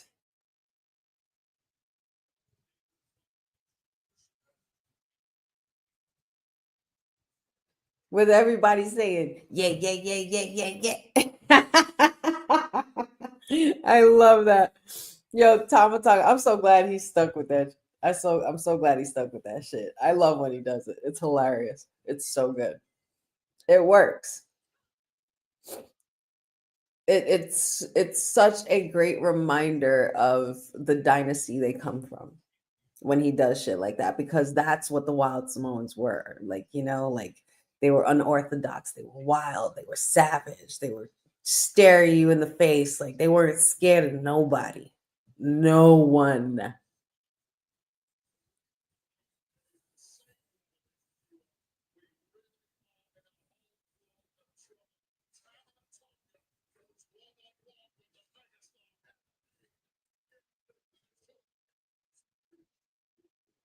Yo, Jacob, bro. Jacob is a freaking Jacob. Yo, when Jacob breaks out from the pack and becomes his own tribal chief version of himself, we are not worthy. We are not worthy. And since they want to promote more merch, we promoted our merch already, but let's actually give a shout out to our amazing sponsors over at All Caribbean Wrestling. You can follow them at All Things All Caribbean Wrestling on all the socials. Check this out. This episode of Women's Wrestling Talk has been brought to you by All Caribbean Wrestling. Catch the wave. Go to allcaribbeanwrestling.com to check out all the latest pay-per-views or go on the YouTube page at All Caribbean Wrestling. Also, go and check out their socials on Instagram at All Caribbean Wrestling and on X at All Caribbean WR1. Hey, yo, you. Yeah, you that's watching this. You sitting on the couch staring at the screen not knowing what you want to do like this is an online college. Are you tired of wearing shirts that make you look like an extra stuck in catering? Do you want to step your wrestling swag game up to the next level? Then Women's Wrestling Talk has got you covered. Like literally. Are you for life in pink or black and white? Or maybe you're the EST and people need to respect you accordingly. Want to put some pride in your stride and show off the muscle in your hustle? Then make sure you check out the WWT store. Not now, but right now. Alright? What you waiting for? Head to www talkpodstore.com and don't make me fight you. Shit. www talkpod.com on all our cool merch. Check out our new website. And also shout outs again to our amazing sponsors at All Caribbean Wrestling. Shout outs to the CEO of All Caribbean Wrestling, big man Mark Henry, who's always got a lot left in the tank. And shout outs to all the great work that they are doing. They have a lot of great things planned for 2025. So you do not want to miss that. Oh boy. Well, we are pushing towards the 10 o'clock hour, our final hour of our Honey Night SmackDown watch along. And we still have some ways to go. We have Damian Priest versus Carmelo Hayes. And The Miz is also been transferred to SmackDown. Still no sign of the Wyatt Six. I'm going to be patient. It will be fine. Let's just get through what we're going to get through tonight. Oh my God. Jacob Fatu is in the ring right now with Tama Tonga, right? Hear me out. Jacob Fatu is in the ring with Tama Tonga. Jacob Fatu has a match with the big man Braun Strowman tomorrow night at Saturday Night Main Event. Jacob Fatu and Braun Strowman. Well, Braun Strowman could come out and help because Jacob Fatu will most likely interfere with the match between Tama Tonga and LA Knight. And Braun Strowman will come out and help. And then that's what we get the Wyatt Six. Or do we get the Miz and the Wyatt Six? Maybe not Braun and the Wyatt Six just yet. Maybe not just yet. I guess not. As much as I would want that, I think bringing Braun would be cool. Bringing Braun back into the fold would be cool. But the Wyatt Six is complete the way it is. There's no room in this Wyatt Six for betrayal or deceit or deception, because this band of misfits was built on becoming a family. So I don't think it would be a wise idea to bring the big man in just yet, unless you're going to put him against Uncle Howdy. But we first have to deal with the Miz. So, I don't know, lots and lots to consider, lots and lots to ponder over. And who knows what things will look like by the end of the night, because before you know it, we'll be saying we can't wait for Monday. Because now everybody's portable. Everybody's going to SmackDown. People are coming from Raw.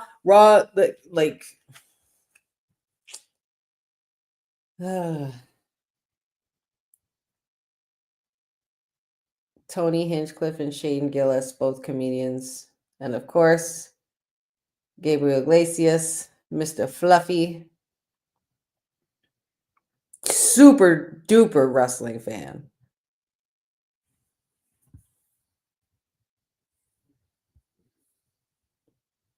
Oh my God. And we have Jimmy Uso and Kevin Owens. So we have 3 matches left. Well, two things left.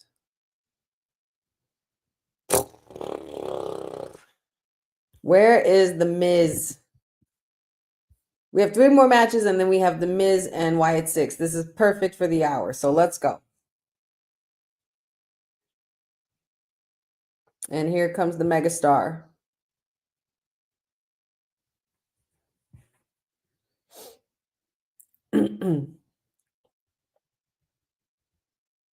All I know is LA Knight would very much have to watch his back. I know he's not afraid of the bloodline or the team of bloodline, but you should fear Jacob. Man, I won't acknowledge Solo as my tribal chief for shit, but I will acknowledge Jacob as the tribal werewolf. Okay, I'll do that. Surprised we haven't seen Solo yet.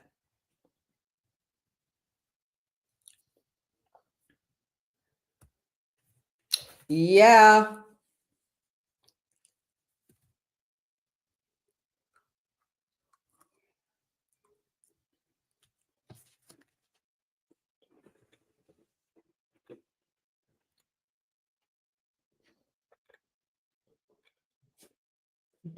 Jacob versus everybody, please. Just give me Jacob versus everybody.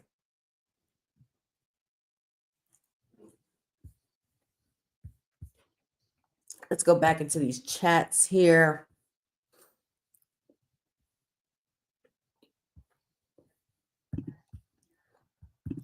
Jeff says, this is a great wrestling chat that I'm happy to have found this site. Oh, Jeff, that makes me feel so amazing. That feels great. That feels really good to hear. I appreciate that, man.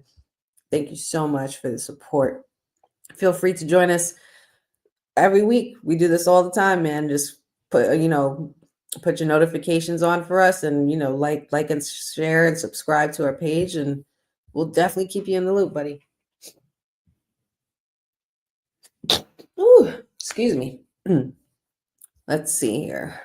Bo says Indy's going to be popping next Saturday. WrestleTix is reporting 60,450 fans have bought tickets. Sellout is about 62,300 fans. That's crazy. Good for them. Good for them. Thank you, Eric. Thank you so much for the compliment. What happened on SmackDown tonight? Man, a lot is happening on SmackDown, Oliver. So much. Thank you for joining us. But if you need to know, a lot has happened. We had a brawl out with women involved, with Liv Morgan and Raquel Rodriguez and Rhea Ripley and the big 2 out of 3, and Nia Jax and Candice LeRae. Chelsea and Piper Niven went was in a tag team match with B-Fab and Mi Chin, which they won. Let's see what else. We had Apollo Crews come off of a win and beat Johnny Gargano clean. We also had Tiffy Time. We were running on Tiffy Time. Cody Rhodes started the show ahead of his match or contract signing for his match tomorrow at Saturday Night Main Event. The Miz and Damian Priest are being portaled to SmackDown. The Damian Priest is going to be facing Carmelo Hayes shortly, I'm sure, after this match. The Wyatt Six is lurking around because apparently Nick Aldis has confirmed it.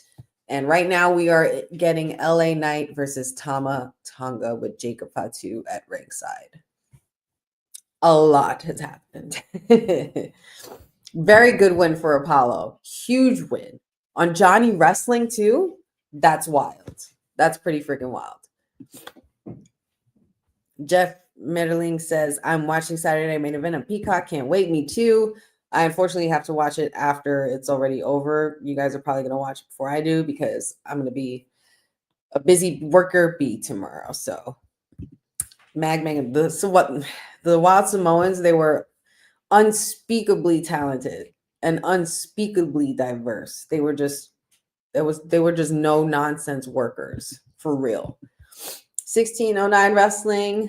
I am on Instagram, and I will give you all the plugs when we pretty much adjourn this watch along session. We're going to be doing this watch along, and then I usually like to stay on for like 10 to 15 more minutes afterwards just to discuss everything and to pretty much talk about everything that happened for content reasons. And that would pretty much be it. So I'll let you know what my social tags are later on when we end. I would love to get the WWE Hawaiian shirt. I'll take it. I will gladly take it. Love Hawaii and love wrestling. Two of my favorite things. LA Knight, yeah. Hey, Dylan Johnson, good to see you. Damian and Rhea are split up. They are, but they will always forever be the Terror Twins no matter what, because obviously we saw both of them appear tonight. Oof. LA Knight tossed the hell out of Tama Tonga right there. Mean clothesline to the outside. LA Knight is running on fumes. He's pretty much had it with this bloodline. Jeffrey says, LA Knight to Jacob, I'll stomp you so hard you wouldn't be able to shake. I didn't even hear that part. That's funny.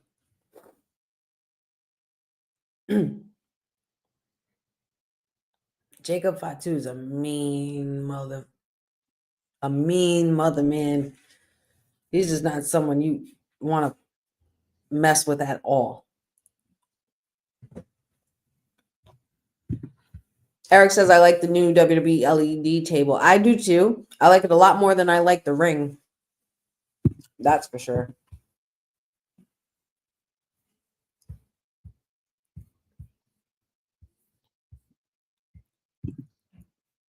I might have to run that back and hear that part.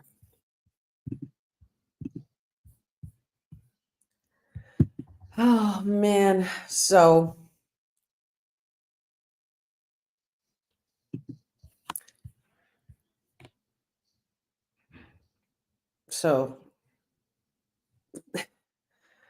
this match needs to finish. I'm getting to the point where I'm like, Triple H, you better not make me wait until the last 5 minutes of this event to bring out Wyatt 6. Last time you did that, damn near lost my shit.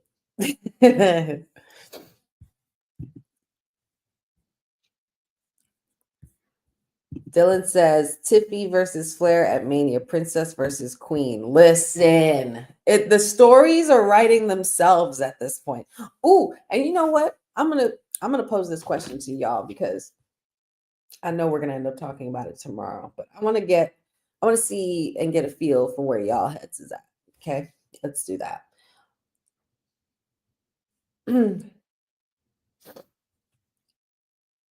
I want to know what you guys think. And this is, of course, shout outs to Dion, who's also a family member of the WWT Live crew, as well as a co-host on the Kayfabe podcast with Councilman Pharaoh and myself. But I wanted to pose this question to y'all because I wanted to see what everybody else thinks as well. Can you see a main event for WrestleMania without Roman Reigns this year? I want to know what you guys think in the chat. Can you see a Roman Reigns list main event at WrestleMania this year? Personally, from y'all perspectives, I want to know from y'all as a viewer, critic, fan, whatever you are, because this is what we're here to discuss, which is wrestling. And I want to know, do you guys see a WrestleMania main event, this WrestleMania especially in particular, do you see this year's WrestleMania main eventing without anything related to Roman Reigns?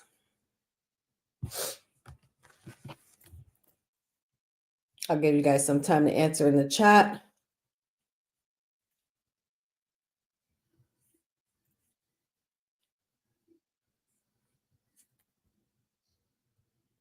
but I want to know.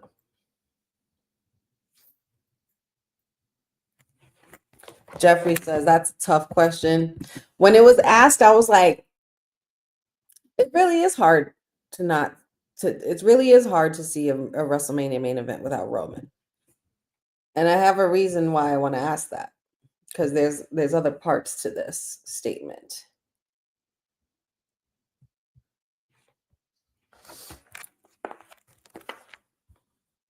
Dylan says yes.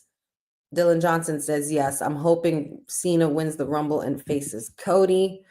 Jeffrey says from a fan perspective, I can't, but from a business standpoint, I can. Dylan Johnson says if Roman faces Rock, then maybe.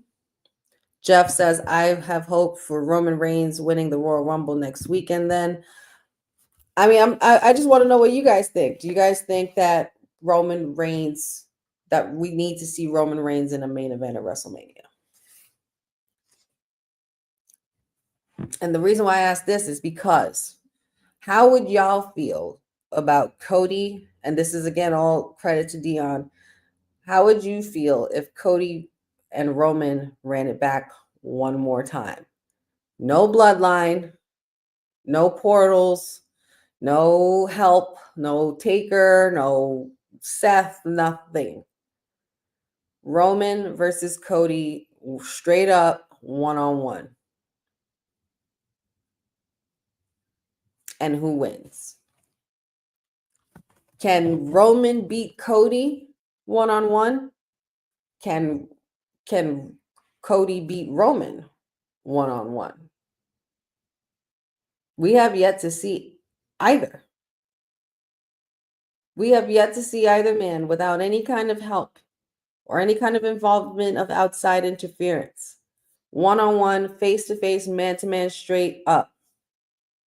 Austin versus Rock type level. Austin versus Triple H type level. Hogan versus Rock type level. Do you see it? Icon versus the face of the company.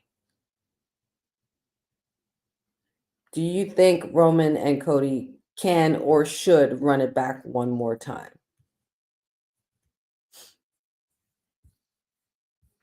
Just a thought.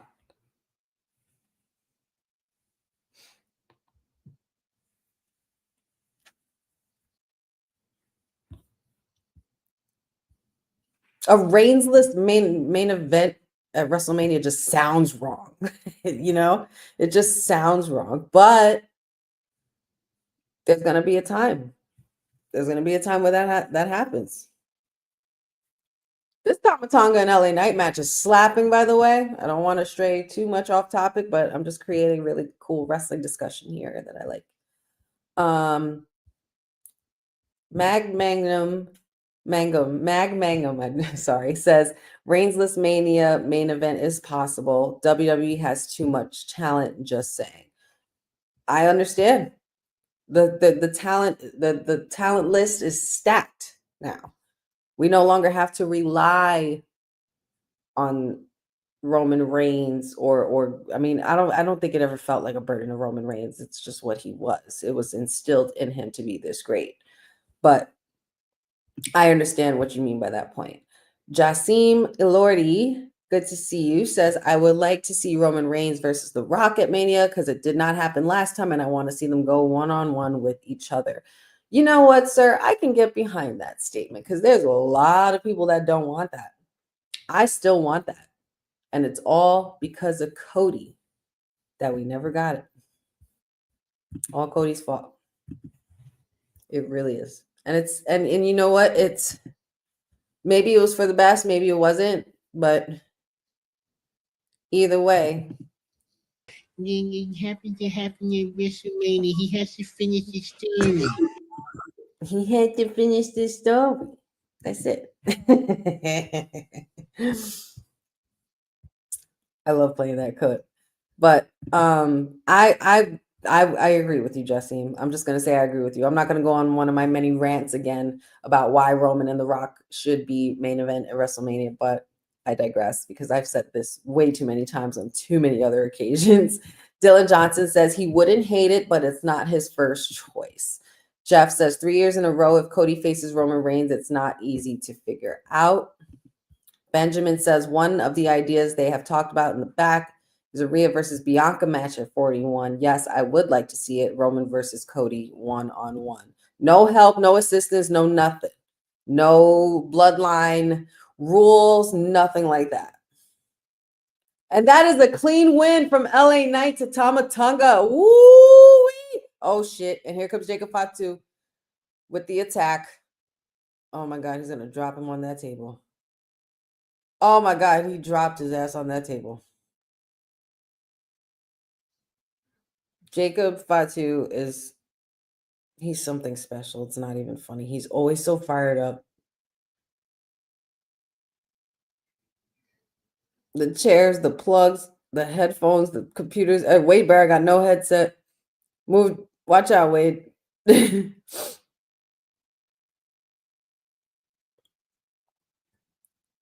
Jacob Fatu completely unloading on the megastar.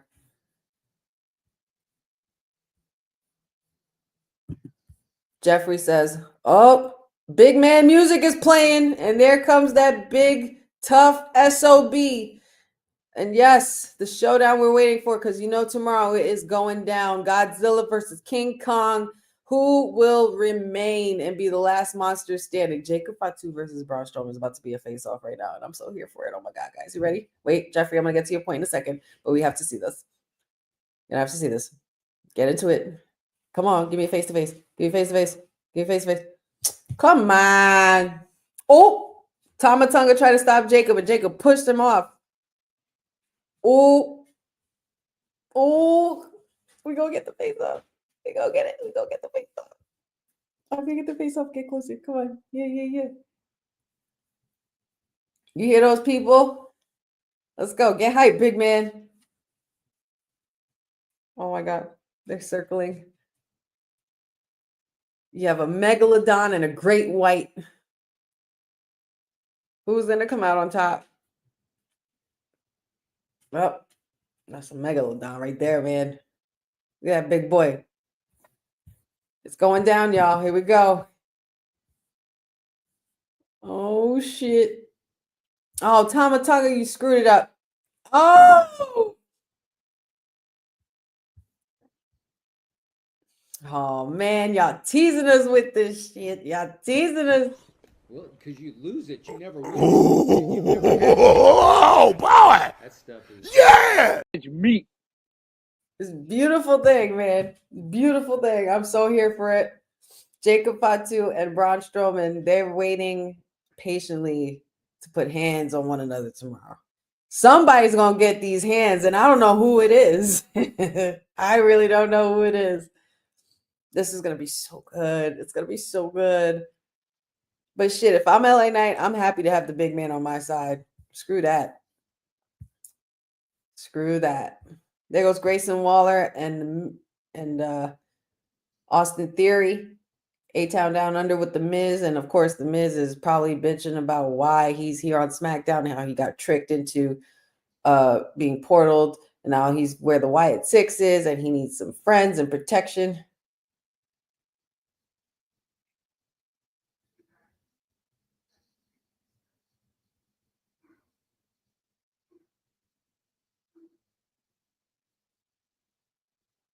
Uh-oh, Nick Aldis. Grayson Waller and Austin Theory are going to Raw. What in the world?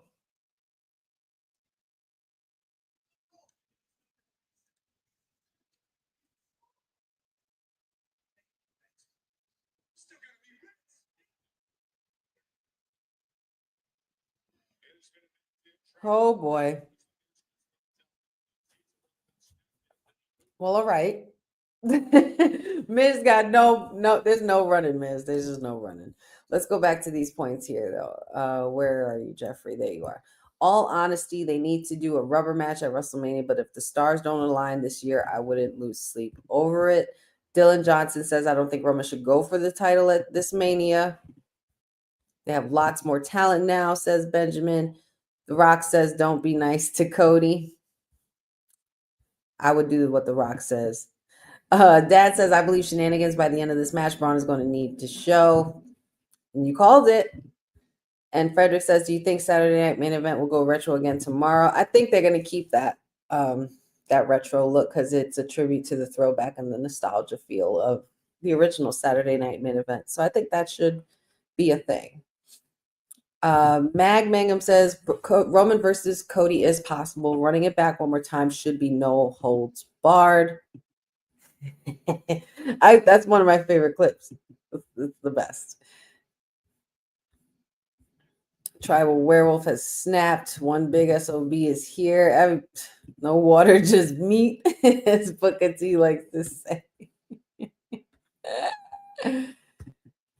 Oh, man. Hilarious.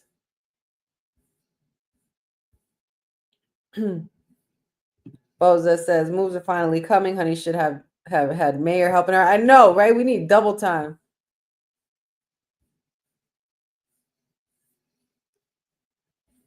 Oh my God.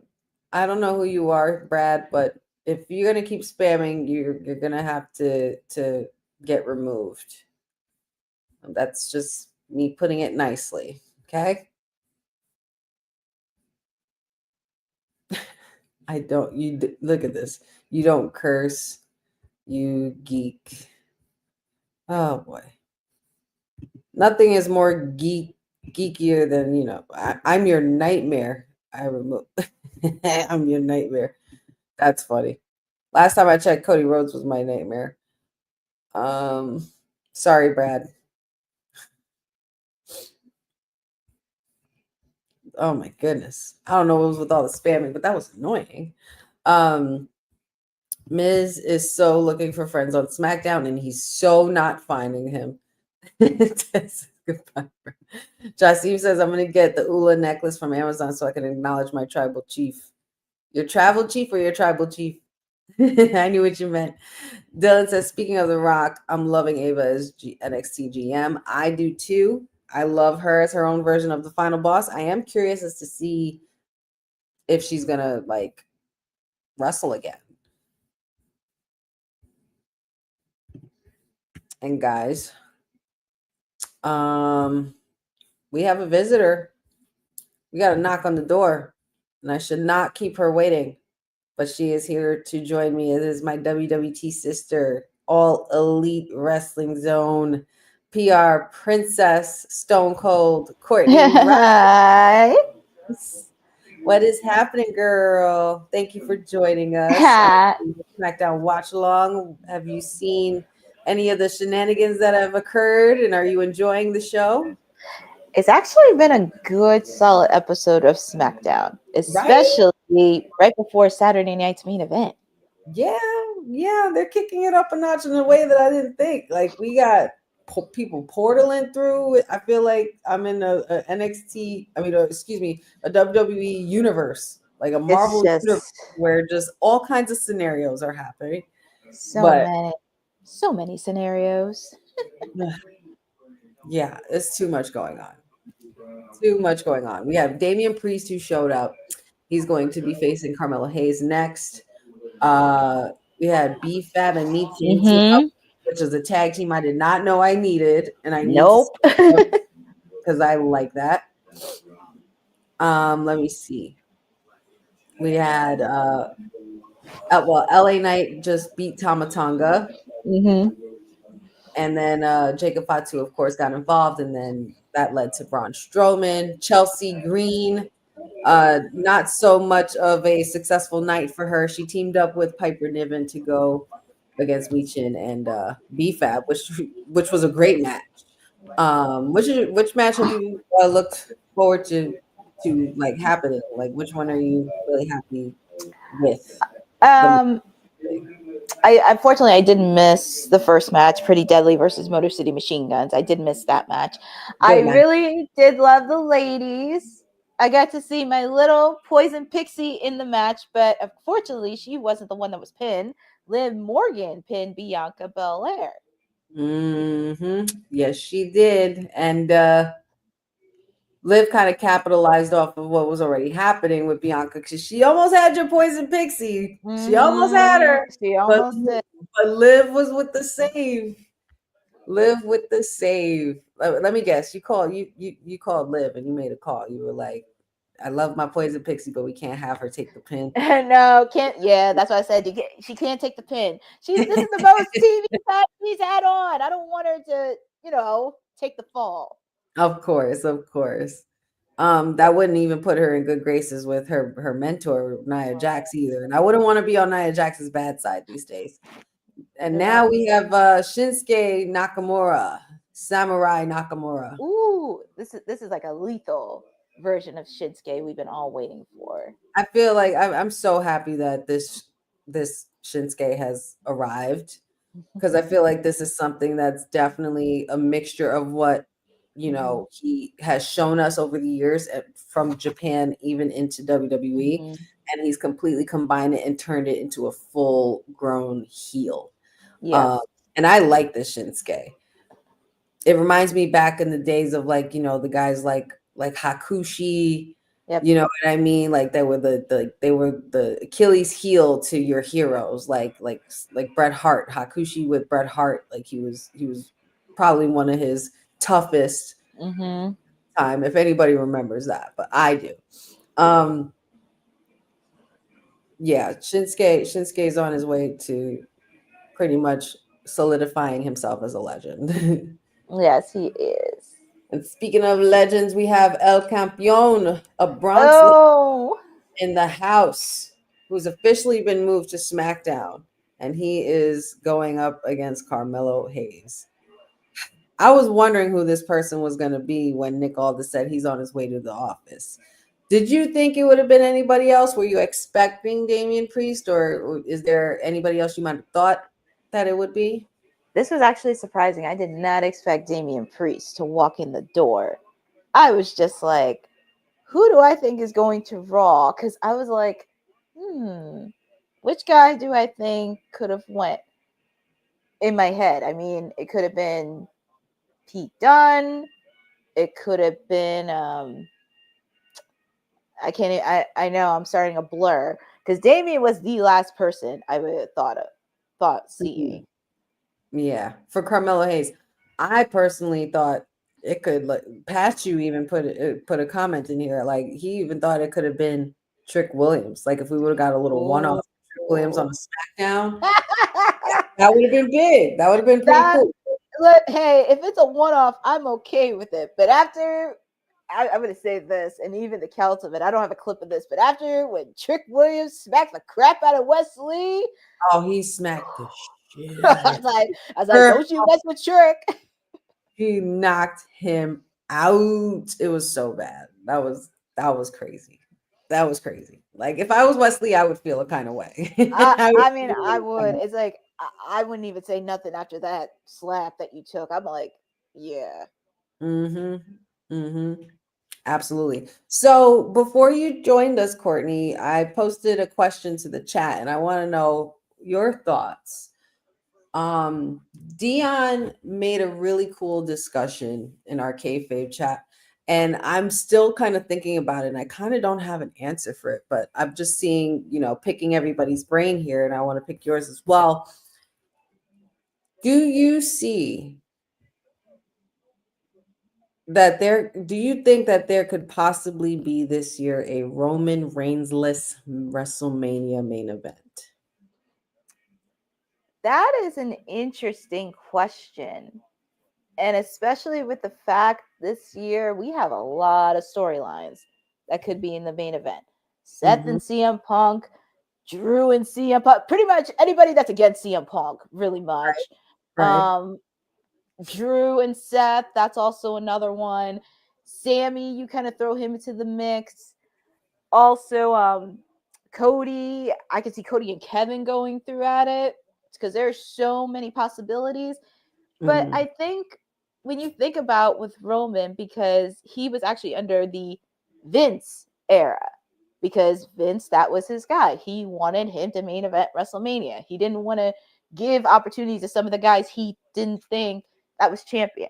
If you kind of go back to like when the Attitude Era first started, even ruthless aggression, he did not feel smaller guys were champion. Like if you go back to like the Chris Jerichos, the Rob Van Dams, even like the CM Punks of the world, he did not see them as champions.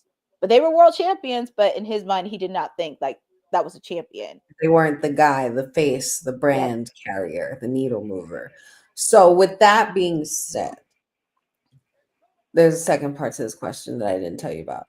But the reason why I ask is because Dion made up a really good discussion and asked the question, what if we run it back one more time for Cody Rhodes and Roman Reigns at Mania? Without any help, no bloodline rules, no bloodline, no Usos, no wise man, no shenanigans, no Taker, no help, no Seth. Cody versus Roman one-on-one. Because we have yet to see one beat the other alone. They both have had help when they've defeated each other. Can that be possible? And will that be enough to be a main event? It could be a possible match. Now, if we're talking about main event for WrestleMania, you have to think of like on the money draw. Like, what's the biggest rivalry that's happening right now on the men's side? I mean, of course, Cody and Roman, and we've seen the story happen out many, many times in past WrestleManias and past ones. You kind of have to really think about it. Now, on the one-on-one side, I actually would be okay if it was like second to last on the main event spot, since it's like that's like an important match. It could be one of the marquee matchups, but also it really does favor it because, like I said, we've seen a lot of shenanigans in their past matches on the last 2 WrestleManias. So this would be very interesting to see, and also it'll kind of shut down all the conversations on like not ending clean, and kind of shut up all the Cody crybabies. Yes. I love Cody, but it's just the Cody crybabies. Girl, I'm telling you. Good. It happened to happen at WrestleMania. He has to finish his story. Like they wouldn't shut up. I never get tired of laughing at that clip. That clip always makes me laugh. I love it. It's the Nini. He has to finish the story. It's so good. It's beautiful. You know what? I'm not gonna lie, and I'm just doing this for shits and giggles, and only because you're here. This one makes me laugh too. Enjoy a guy that knows how to play the trombone. Oh yes. Such good stuff, man. Such good stuff. So many. But so now, now that question is leading into another question. Mm-hmm. And I'll ask you guys in the chat as well. I didn't officially ask it, but I'll ask it now.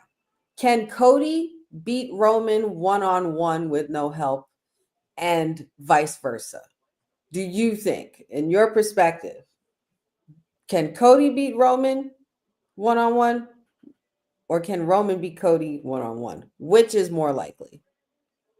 I would say Cody can beat him. I mean, we have seen Roman beat him. I mean, I know with interference and everything, but it would be nice for Cody to get a win. At least to like get a win clean without any help from the bloodline, without any help from anybody in the ring. Because it's like, when I think of this, it's like, who kind of needs to win more, Roman or Cody? So I'm leaning towards Cody needed to win a lot more than Roman. You would think, okay. Yeah. I guess that's the right thing and the sensible thing to say, right? But I try to be a little bit more logical on this, because when I think about it, it's like, who needs to win a lot more?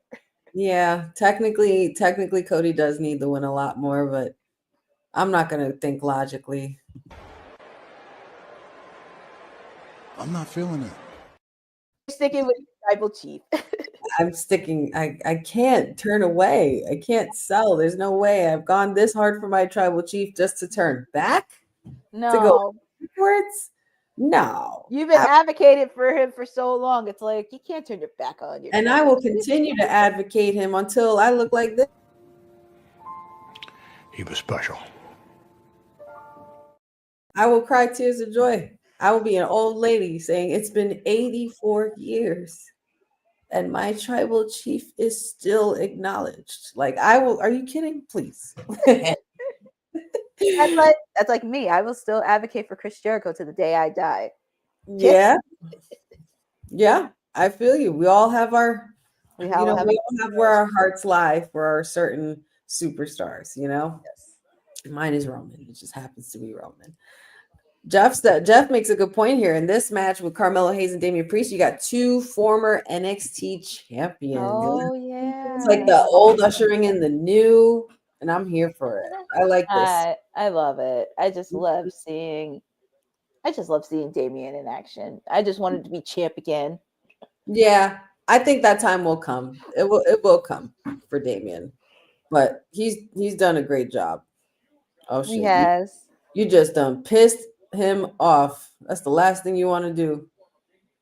Get him, Priest. Priest is getting fired up, wailing on Carmelo Hayes, and it looks. I think Carmelo Hayes is it's gonna be taking a nice long ice bath after this. Getting pummeled. Nasty clothesline by El Campeón. Yes, he is. El Señor.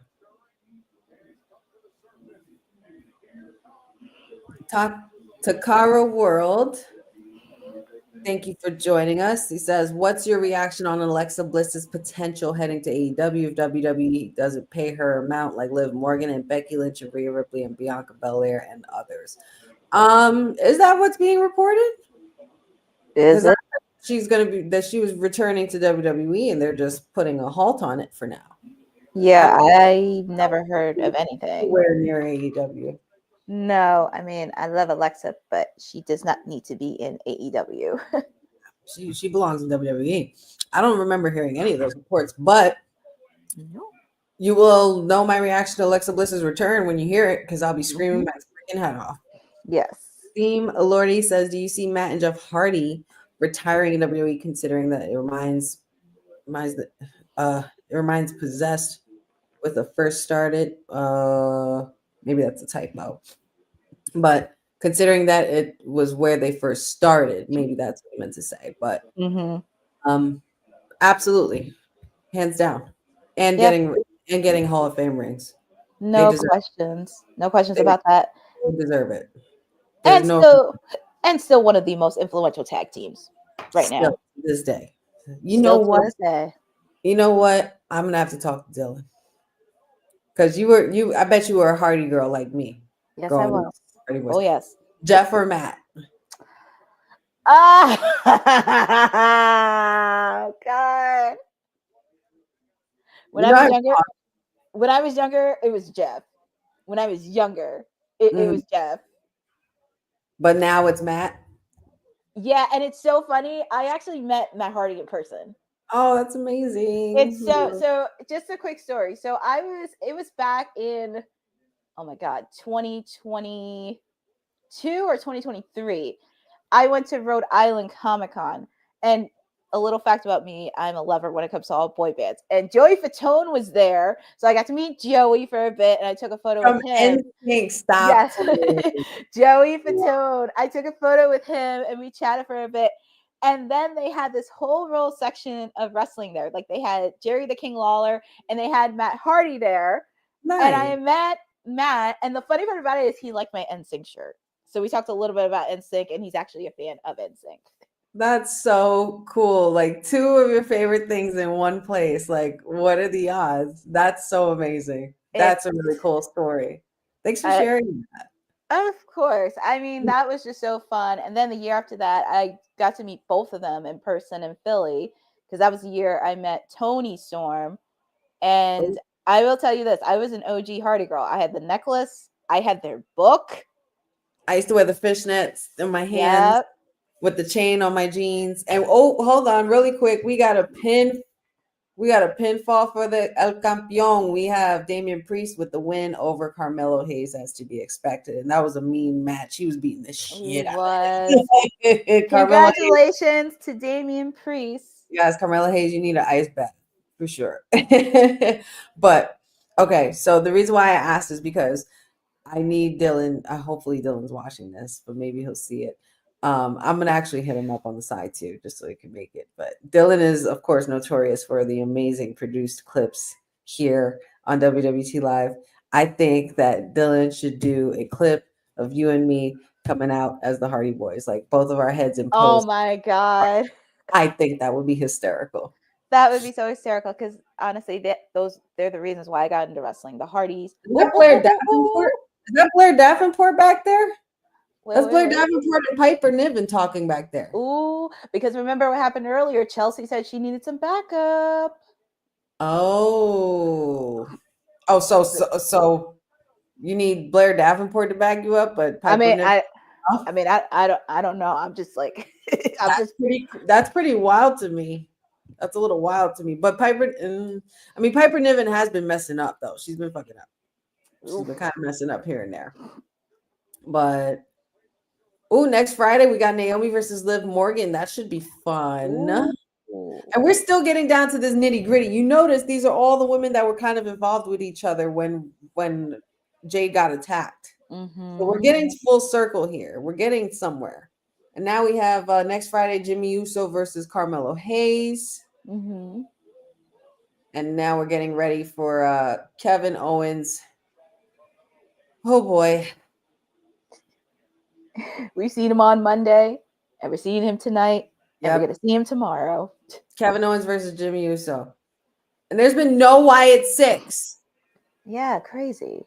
Nick Aldis said they were here. Well, where are they, sir? Where is my Wyatt Six? What if they make an appearance tomorrow during Saturday night's main event? That's what I said earlier. I was saying maybe they'll show up for Braun Strowman's match, but I don't know. He didn't show up tonight, so I don't know.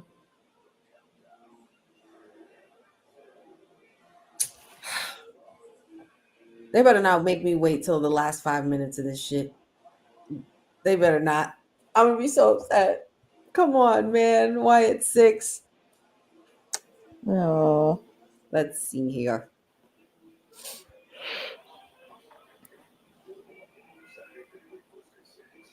Let's look into the chat here. Dylan Johnson says he's an advocate for Mercedes Moné. Good luck to you, sir. Good luck. You can team up with our mayor. And if you want, you're more than happy to jump on my watch along for Wednesdays because you get a lot of Mercedes Moné on Wednesdays. Not so much. No, not so much on Fridays, but you can join on Wednesdays because on Fridays you get on Wednesdays you get CEO. On Fridays you get CEO. Dad says I love Roman, and don't get me wrong, but Roman held on to that belt because of the interference from his bloodline. Yes, I know. Which is what I'm saying now. Like if Cody and Roman were to go one-on-one straight up. No interference, no interruptions, no help from either side. Who is coming out on top? You guys, I want to see all the answers in the chat. So let me know. Carmelo Hayes is making a big mistake for messing with Damian Priest in the first place. Yup. Lewis Johnson, it is going very well. It is absolutely chaotic. The only thing that's not going well is the Wyatt Six showing up. I don't know where they're at. And no one's going to hear the end of it. I don't care. Deron Kincaid, good to see you, says, same here. I will be screaming my heart out seeing Alexa Bliss when she comes back. Can Jeff Hardy bring back that iconic face paint with the bug guy? The bug guy? What? That guy? Bug guy, or you mean big guy? I'm trying to think of a big guy. Am I drawing a blank? Dad says, I know my daughter's choice between the Hardys, Jeff. When I was younger, it was Jeff. I always wanted to color my hair in different crazy colors, just like he always wanted to do it. He definitely dyed his hair. I'll never forget because one of the matches that actually got me into wrestling was 2002. It was on Raw, and it was Jeff Hardy versus The Undertaker in a ladder match. That's what got me into it. Was that the match where he was like, "Make yourself famous"? Yep. American Badass. It's so funny because we just talked about that on Kayfabe podcast about that match. Yeah, that's one of the. I did a blind 5 ranking with with Dion, and the blind 5 ranking was top 5 killer quotes or promos. Ooh. And I had to named the promos, and he would pick which number he wanted them at. And Taker's "I'll Make You Famous" came in at number 3. It was one of them. Yeah, you guys got to, when you guys get a chance, check out the Kayfabe podcast. And speaking of Taker, there's Mrs. Taker, Michelle McCool, WWE legend. Hey, and speaking of, there's the CEO of All Caribbean Wrestling and WWE Hall of Famer, strongest man in the world, big man Mark Henry, who, like I said, has got a lot left in the tank. Oh, Mark Henry. Shout out, CEO. I'll never forget, and I think this might have been on the Kayfabe podcast, I'll never forget Dion singing his theme, Sexual Chocolate. Oh my God. What a moment. We gotta find that clip somewhere. And Councilman finishing it up. I just love the way we all mesh and blend here. Oh, Damian Priest and Cody Rhodes. Ooh. That's something we haven't seen. No. That would actually be a good match. But yeah, that was quite a funny clip. We gotta find that clip. Oh boy. Well, we are down to the last half hour, guys. Oh! I think I'm cute. I know I'm sexy. Look at that. Oh, Shawn Michaels. Shawn. Oh, I got the looks that drives the girls wild. I got the moves. The way you move them. Yep. I said, I come on now. I'm just a sexy boy. Sexy boy. Not your boy toy. That's how I feel. Like when I hear Shawn's theme music, I gotta put my shades on and I gotta start dancing like him, the way he did in the 90s, man. I mean, Shawn's theme song is probably one of the greatest theme songs. Can you believe Councilman put him at number? Because when I did blind 5 ranking for Councilman, his blind 5 was theme songs. Okay. Councilman put. Where do you put it? Where is it? I have you in here. Damn it. Where's my notes? Councilman put, I think he put it at number. Oh, yes. He put Shawn Michaels' theme song as number 2. What? Number 2. Well, who do you think is number 1? I'll give you one guess. Yeah. I'll give you one guess. Out on bail, first out of jail, California dreaming. As soon as I step on the scene, I'm hearing hoochie screaming, feeding for money and alcohol. Wow, Cody Rhodes' theme song. I mean, I can't front and I can't fight that one because Cody Rhodes' theme song, like I listen to that shit all the time. It's an easy giveaway. But I don't know if I could put that over Shawn. Shawn, I'm so quick to play Shawn's theme song before anybody else. Like that's usually like my first go-to. Oh God, I actually have a wrestling playlist I made on Spotify, and I have Shawn Michaels' theme song on there. But like, I also have Cody's theme on there. But between Shawn and Jericho's theme when he first started in WWE, that was a killer. Break the walls. Break down the walls. Break down the walls, man. Break down the walls of Jericho. Mm-hmm. Miz is still trying to find help. He can't find help nowhere. He asked Andrade. He asked. He was about to ask Jimmy. Jimmy said, "No yeet." Oh man, Miz cannot catch a break. You can't run away from your problems like that. You can run, but you can't hide. Nope, not from Uncle Howdy. No yeet.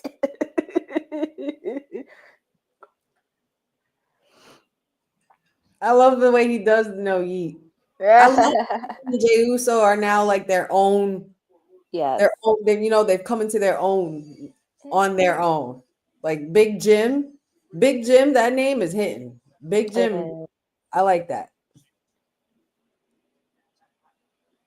It makes me think of like when the Hardys were single for a while, because when they were on that split, like Matt Jeff Hardy, and Courtney, Hardy version.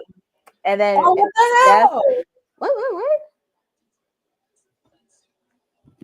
Carmelo Hayes is interrupting the party. Oh my god. He is ruining what is supposed to be going on. Jimmy's on his way out to a match. I know. Kevin Owens, he's just like, just do win. I don't care. He's like, just count him out. At this point, if I was Kevin Owens, I'd be saying, just count him out. He try to disturb your, like, don't let him disturb your peace like that, bruh.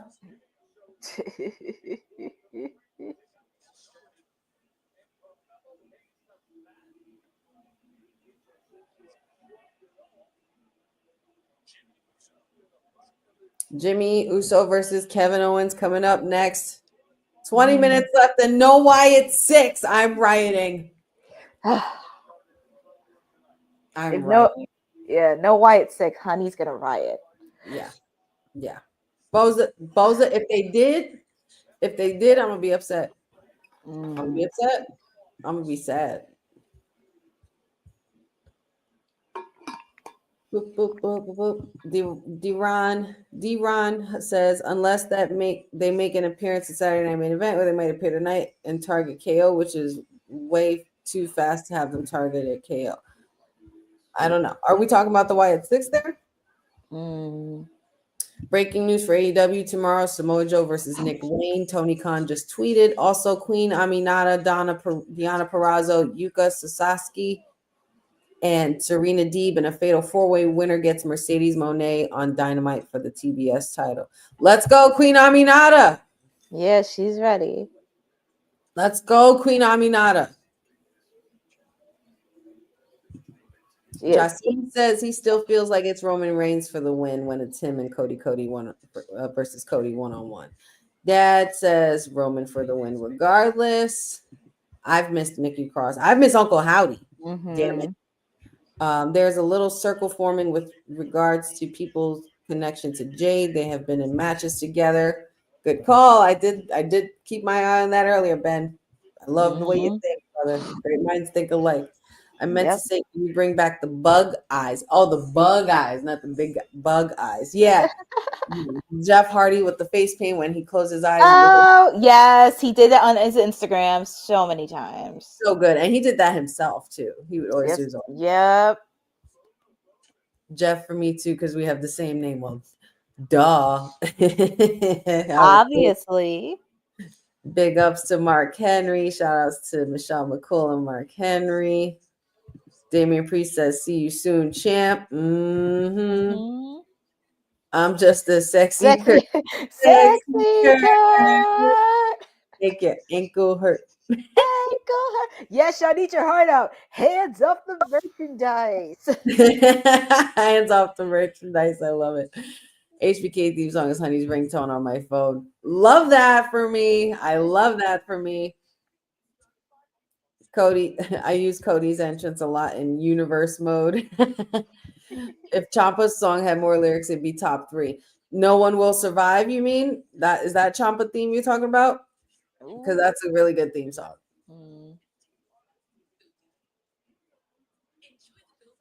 Where is Carmelo going? Oh, well, we saw where he was going. Will the Wyatt 6 get Miz in a social media clip? I don't want to see a social media clip. I want to see it on TV. I want to see it on the screen. No. Damn it. I want too much. I don't know. Maybe I want too much. I don't know. John Cena, thank you for joining us. I mean, it's so funny that we can't see him. I think that the irony in that is great. Jey Uso will win the World Heavyweight Championship, dethrone Gunther at Saturday Night Main Event. Yeet, because Chris Munoz from Texas. Shout outs, Chris. Shout outs to you. And shout outs to you for your strong prediction for tomorrow. That's very bold prediction versus Gunther. That's how we say it here. Gunther. Or at least like this. Gunther, the ring general Gunther. I don't get tired of these clips. I knew, like, Boss Lady, once she put me on to like playing with these buttons and making these videos and shit, There's just like no stopping me. Dion says, yeah, the Wyatt's 6. That's what I meant about the comment about them coming in Saturday Night Main Event or tonight on SmackDown. Did you see Jeff Hardy's tribute to Bray Wyatt with the blue face paint? Or with face paint? Yes. Did you guys know that why Jeff Hardy does the face paint is because of Sting? I did not know that. No. Can you make an LA Knight button where it says yeah? I think I could find that. Oh, yeah. We can make something like that. We have a whole bunch of stuff. So much stuff we can use for LA Knight. Oh boy. Yeah, I think this is gonna be it. I think that we're down to the last 20 minutes. I don't think we're gonna see Wyatt 6 tonight. Oh. I didn't even see now one damn QR code, unless I missed something. Yeah, I didn't see a QR code while I was watching SmackDown.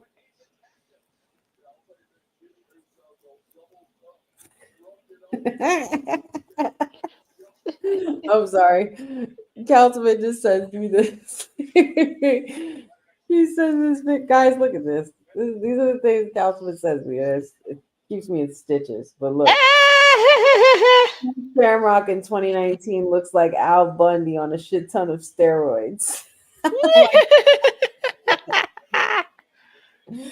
Al Bundy, that's crazy though, because his face kind of does look like. Do you see what Kevin's wearing?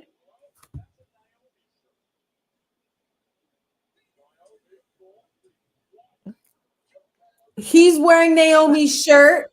Yep. Yo, Kevin is the ultimate yo, he's coming for Kevin. This is about to be Kevin Owens' year. He's about to have a Drew McIntyre year. This is the year of the McIntyre year for Kevin Owens. That's freaking hilarious. And it's so funny. On Monday Night Raw, he showed up like in Bret Hart colors. He had a Bret Hart jacket on earlier tonight. Yeah. Oh man. He had a Bret Hart jacket on earlier tonight. Kevin Owens is like the definition of a true savage heel. Why you getting all in Matthew McConaughey's face? What's your problem? You lucky this isn't Stephen Amell, because Stephen Amell will whip your ass. Oh yeah, Stephen. Ask Cody. Well, Stardust. Yeah, Stardust. We said at the same time. I love it. No, Wyatt 6. Nick Aldis told us they were there. It got cut, honey. That's such bullshit. I wonder why. This is stupid.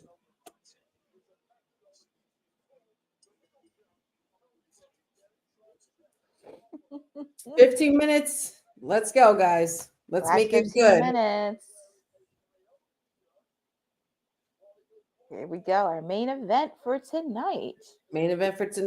Big Jimmy Uso versus Kevin Owens, the self-proclaimed Winged Eagle Belt champion. Hey, why are you messing with Joe Tessitore? Come on, man. What did Joe ever do to you?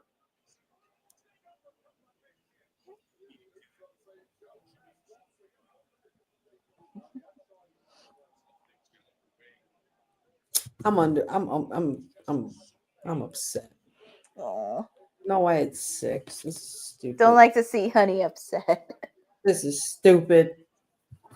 We need a Randy Orton clip. Stupid. Oh wait, I have it. I think I have it. I don't have it.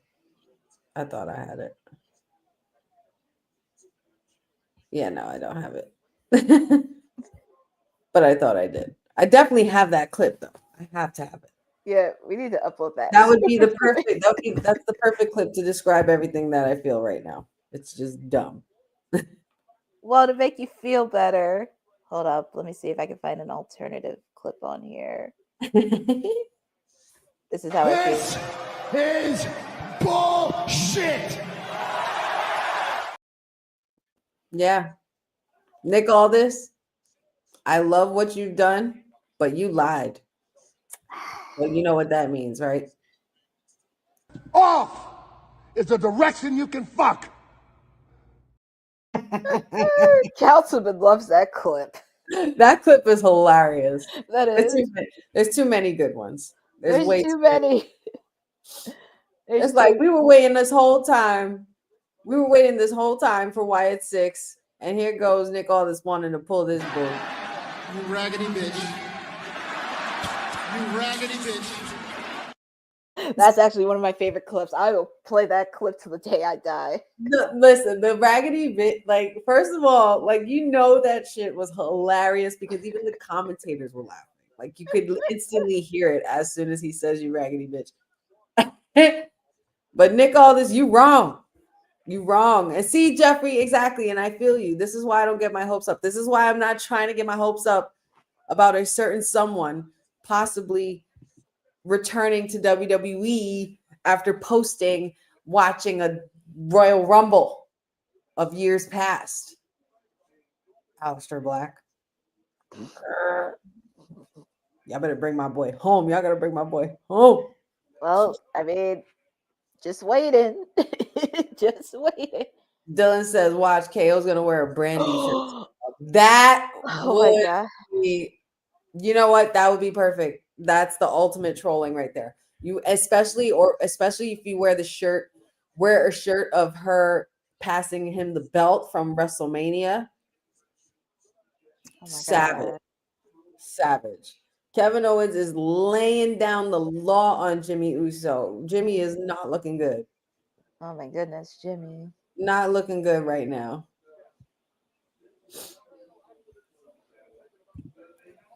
Jeffrey. He better. He has to. He has to. If we're watching a watch along, if we're doing a watch along for the Rumble and a countdown goes off and the lights turn off and I hear those notes, I can't promise how loud I'm going to be on this mic and screaming my head off and screaming the lyrics. Guys, Aleister Black has a very, very, very safe place, special place in my heart. Not only just because that's the homie's hubby, but because since he arrived, he was one of my favorite wrestlers. And I'm like, that's the guy. That's the new dead man. That's the next up for like Sting level, Bray Wyatt level, like he's our dead man. He's going to be our dead man. And they were on their way to it. And Vince had to ruin it. But I feel like with Triple H, if the rumors and if the reports are true and Triple H is making it a priority to get him, they're going to strap my boy up and give him the rightful run that he deserved the first time around. The run he was going to have when he was going throughout NXT as champion and everything. Like, that music playing will make me lose my absolute shit. I could see you going crazy. I just have a really deep love for the guy as a talent, and I was sold on him the minute I saw his vignettes.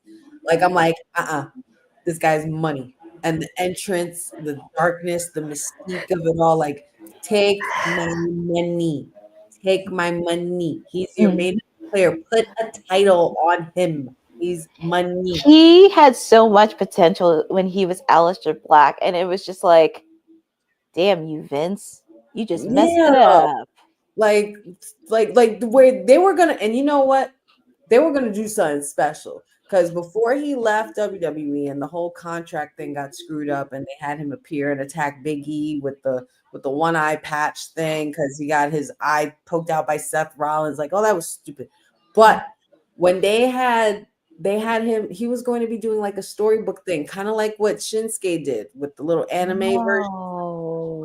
But it was called Tales of the Dark Father, and it was going into like he wore glasses and a suit, and oh my God, it was gonna be money. But even with what they had in NXT, with how they had him, doesn't talk much, but when he does, he's got shit to say. So you pay attention. Walks around in a black suit, like pretty much he's your walking funeral, and and he's got a look. The way he enters, everything is just like yeah, the Dracula,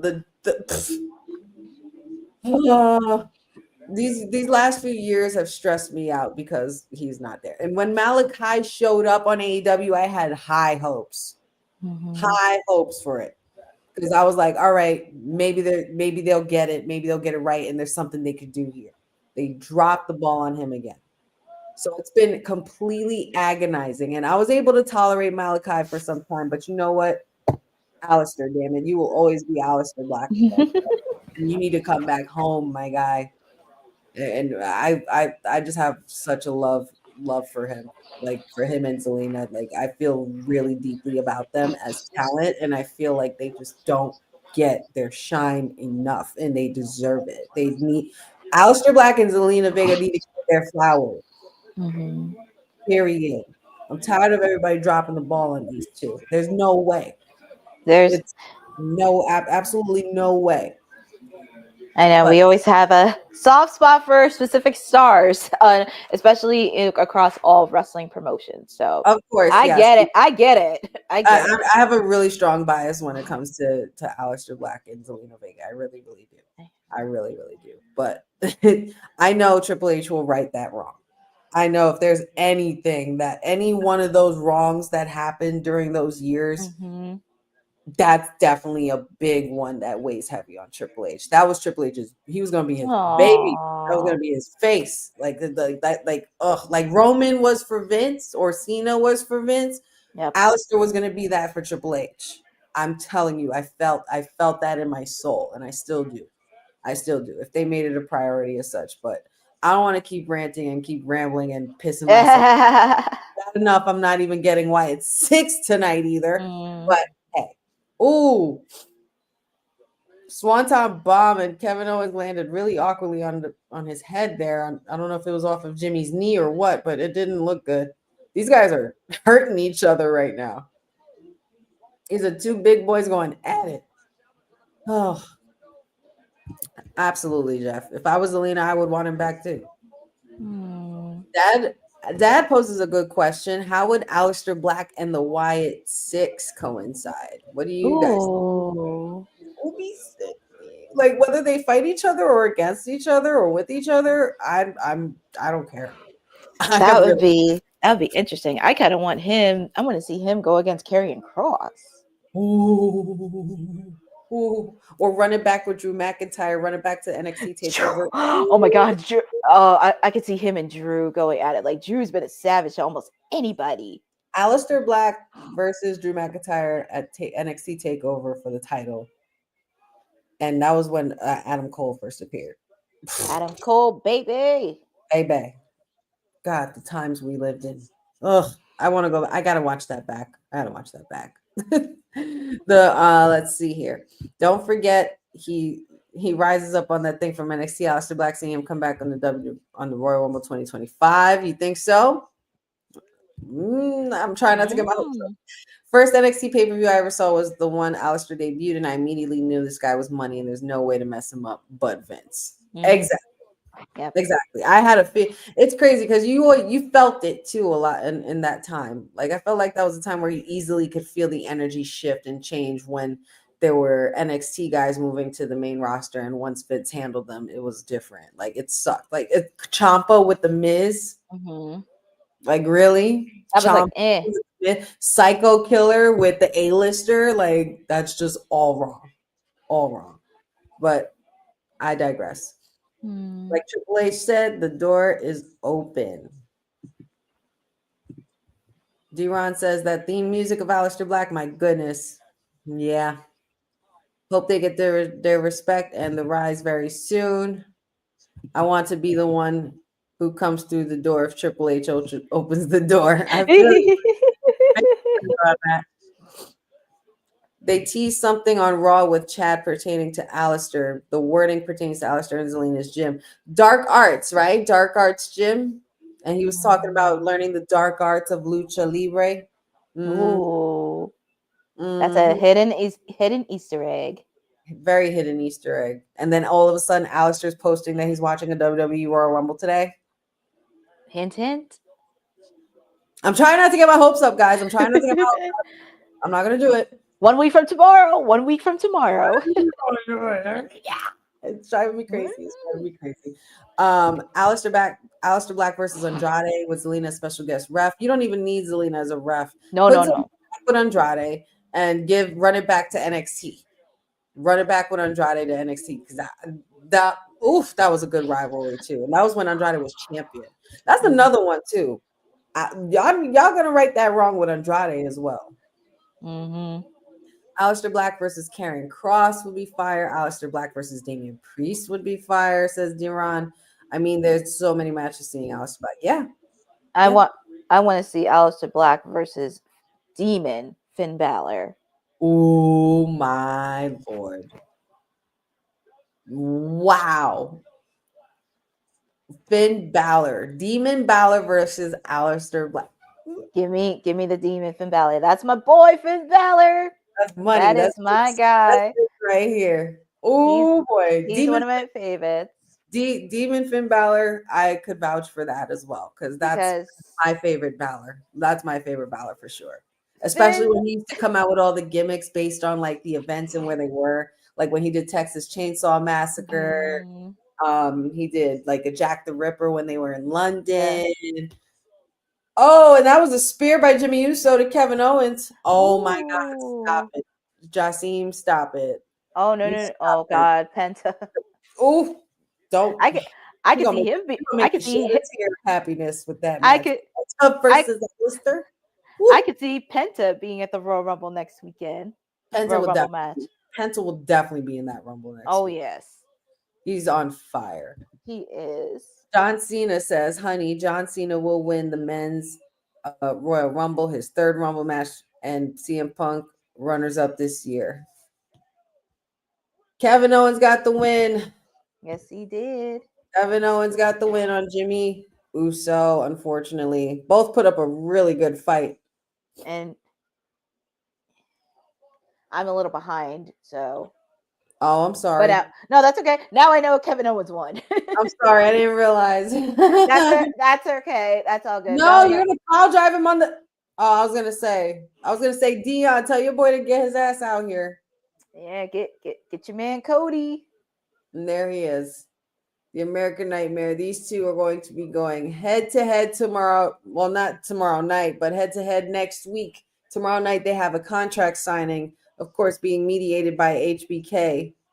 And that's gonna be chaos tomorrow. Oh yeah, that's gonna be chaos. This is gonna be chaos. All I know is that just watch for the foot because Sean will kick you. Sean will put your ass in your place. He doesn't care. I mean, ask the I remember when Triple H was trying to get him to do DX, he super kicked that little girl. Oh my God! When he was a chef, right? Because he got kicked out of his job or something. Like with oh my God! Too funny. Well, next Friday we'll see you in Indianapolis. In Indianapolis. Yes. Oh man! Wow. Well, okay. That's how we ended on SmackDown. SmackDown was very, very exciting tonight. Yeah. But still also a little anticlimactic, but whatever. We'll talk about it in a bit. Mm-hmm. What we're going to do is take a little brief intermission and go to commercial because right after when we come back, we are going to do our post show. We're not going to switch rooms. Just everybody stay right where you are or go run to the bathroom really quick or refill your beverage, whatever you got to do. But just be back in about 45 seconds because we are going to be back here, myself and Courtney. Courtney, are you going to stay for the post show for a bit? Yeah, okay. I'll stay on post show. Awesome, cool beans. And before we get out of here, we're going to make sure that we let you guys know where to find us and how to follow us and all the things we got going on. But in the meantime, that is the end of our Honey Night SmackDown watch along. So right after this commercial, we will be back and we will be going right into the post show. So we'll see you in a jiff. Hey, yo, you. Yeah, you that's watching this. You sitting on the couch staring at the screen, not knowing what you want to do. Like this is an online college. Are you tired of wearing shirts that make you look like an extra stuck in catering? Do you want to step your wrestling swag game up to the next level? Then Women's Wrestling Talk has got you covered. Like literally. Are you for life in pink or black and white? Or maybe you're the EST and people need to respect you accordingly. Want to put some pride in your stride and show off the muscle in your hustle? Then make sure you check out the WWT store. Not now, but right now. Alright? What you waiting for? Head to www talkpodstore.com and don't make me fight you. Shit.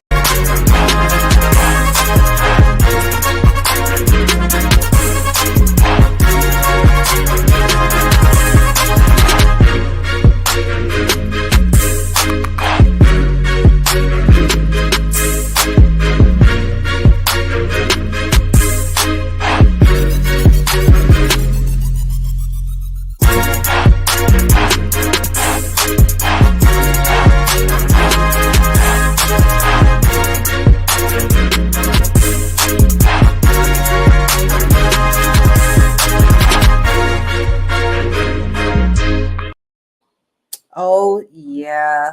Oh, yeah. The website is www talkpod.com. Make sure you guys check out the website and all the cool merch we got going on.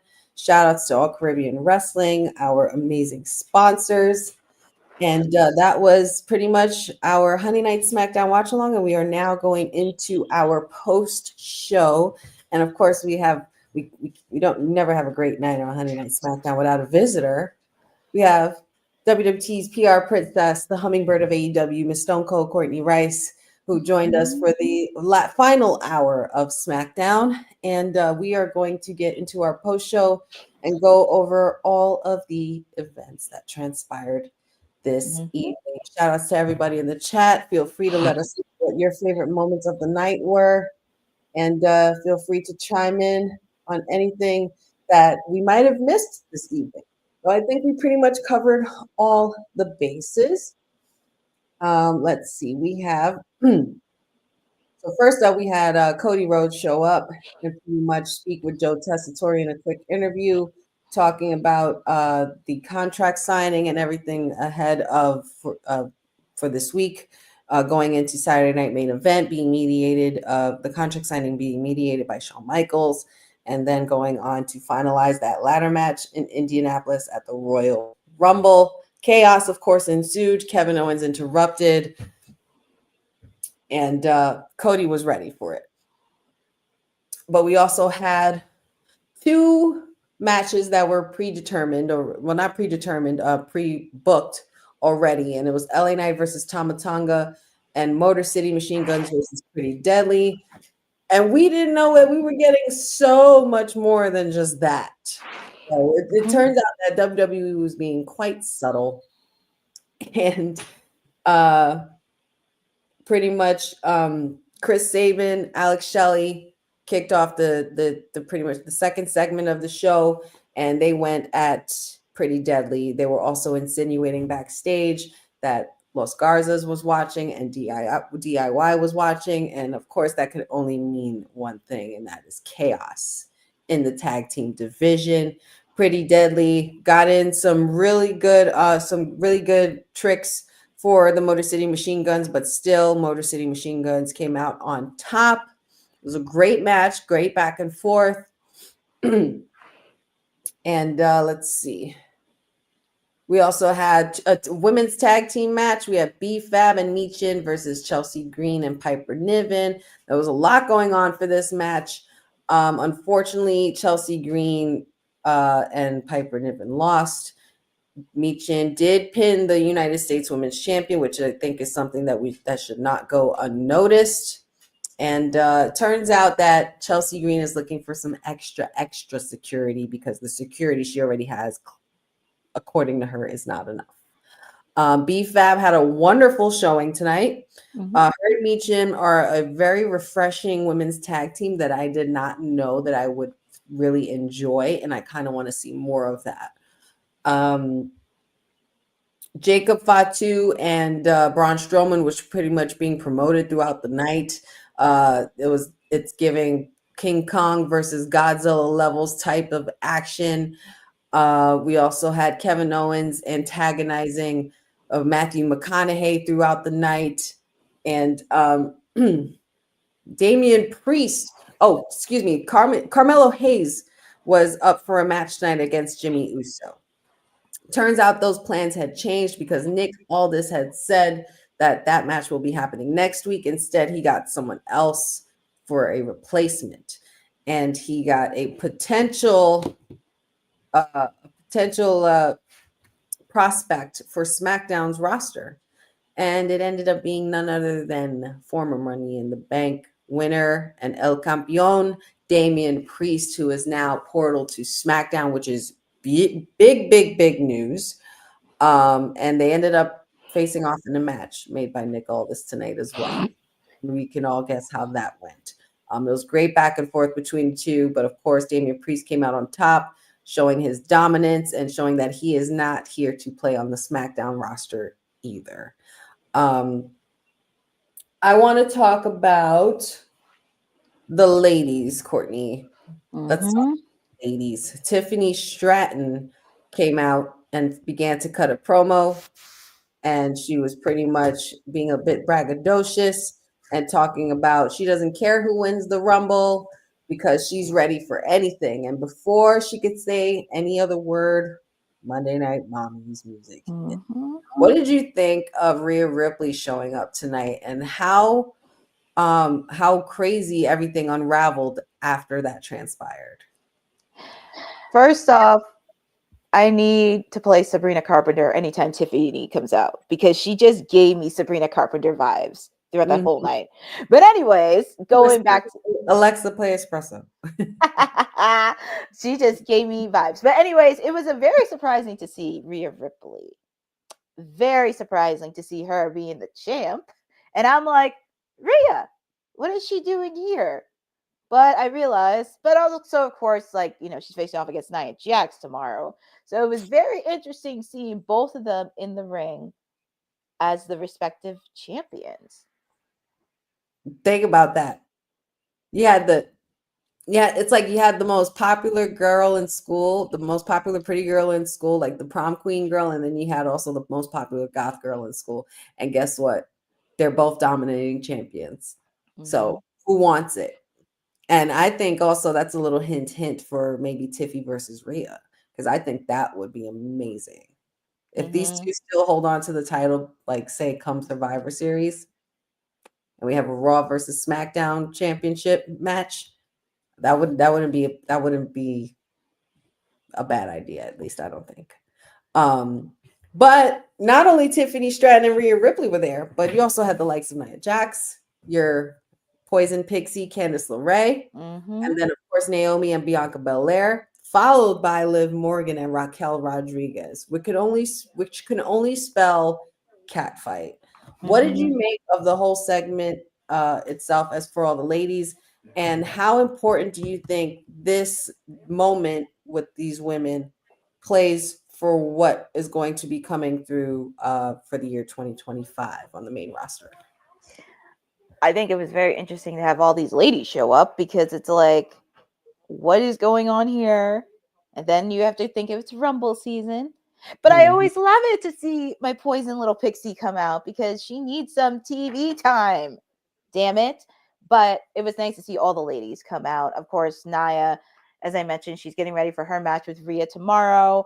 Almost every female's declaring to be in the Royal Rumble match. So Tiffy and Miss Rhea know they have a bigger target on their back.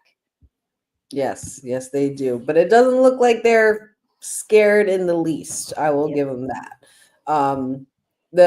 The cat fight then eventually led to a 6-woman match, returning from break when they completely rudely interrupted our programming, and Nick Aldis was about to come out, and then they went to commercial and we see Domino's Pizza. But hey, it is what it is. Can't control these things. But nonetheless, we learned that Nick Aldis made the match official. It was a 6-woman match, ended up being very, very well done. But unfortunately, Bianca Belair got the shit end of the stick on this one. She got Candice LeRae in the KOD, and before she could even go for the pin, Liv Morgan capitalized, pins Bianca 1, 2, and 3. I couldn't help but notice, Courtney, that a lot of these women were the same women that were involved in being accused of who attacked Jade Cargill. Do you still think that Jade Cargill's attacker is in that list of women there? Oh yeah, it could be any one of those women. And also interesting, you can't forget Bianca and Naomi are going to NXT.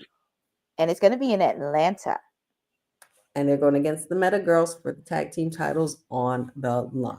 And you know who's also from Atlanta outside of Lash Legend? Bianca. Excuse me, Jade Cargill. Yep. So, with that being said, do you think we are going to get down to the bottom of this mystery as to who attacked her?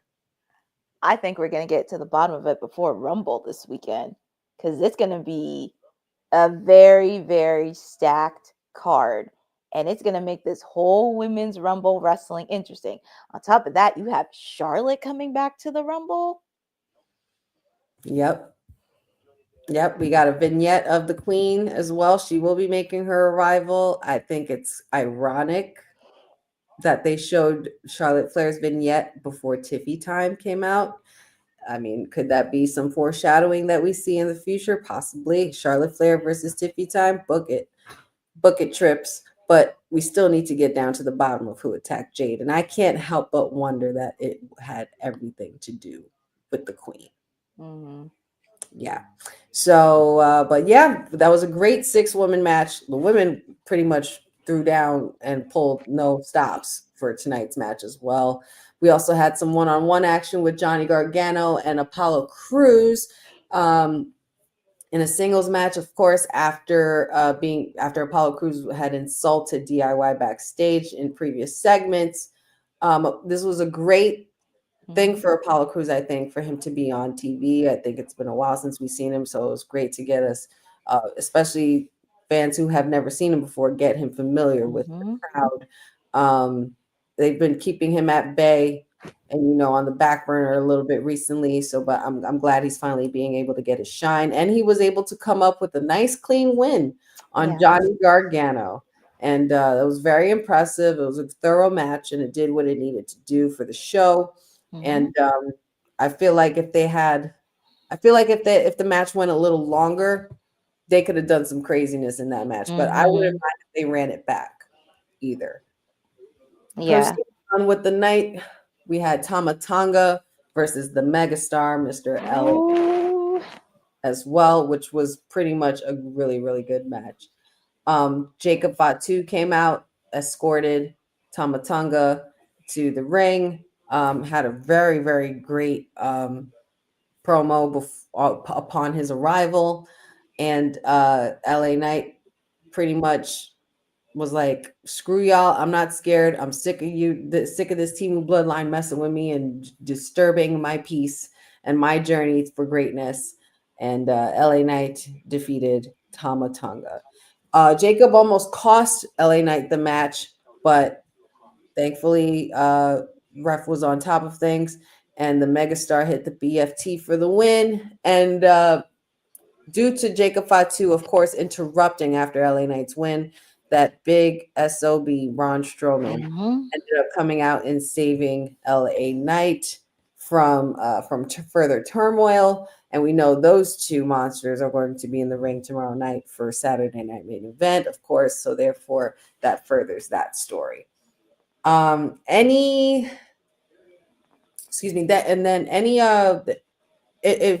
you thought that wasn't enough, we got Carmelo Hayes versus Damian Priest as well. Carmelo Hayes versus Damian Priest, the newly appointed Damian Priest, who is now on the SmackDown roster. Poor Carmelo Hayes. I think he's pretty much going to be the workhorse that pretty much has everybody go over, and he's building his way up. To go from Cody Rhodes to be able to fight, Randy Orton, to now going against, guys like Damian Priest, it's saying a lot about the journey of Carmelo Hayes going forward. And I honestly thought it was trick. I thought it could have been true. Mm-hmm. I thought it Mm-hmm. was really cool, but I think it's still too soon for that. And Trick still has unfinished business. But Mm-hmm. that was a really good match. Of course, El Campeón, former El Campeón, comes up with the win. And that left poor Miz to still wonder what was going on, because Miz was there pretty much all night, all evening, talking to Nick. All this, he was basically assuming that he was going to be having a Miz TV segment every Friday night, and no, that's not the case. Miz is newly portaled to SmackDown along with the Wyatt Six, and we were told that the Wyatt Six were there, but that's neither here nor there. Austin Theory, Miz went to Austin Theory, Grayson Waller, Andrade, and the likes of all kinds of stars backstage to get any kind of help that he can, and it's obviously not working. So I think that we are going to be preparing to see a very long road and tiring journey for the Miz, because the Wyatt Six is coming for him. Uncle Howie's not done with you. And we didn't see him tonight, but hopefully we will.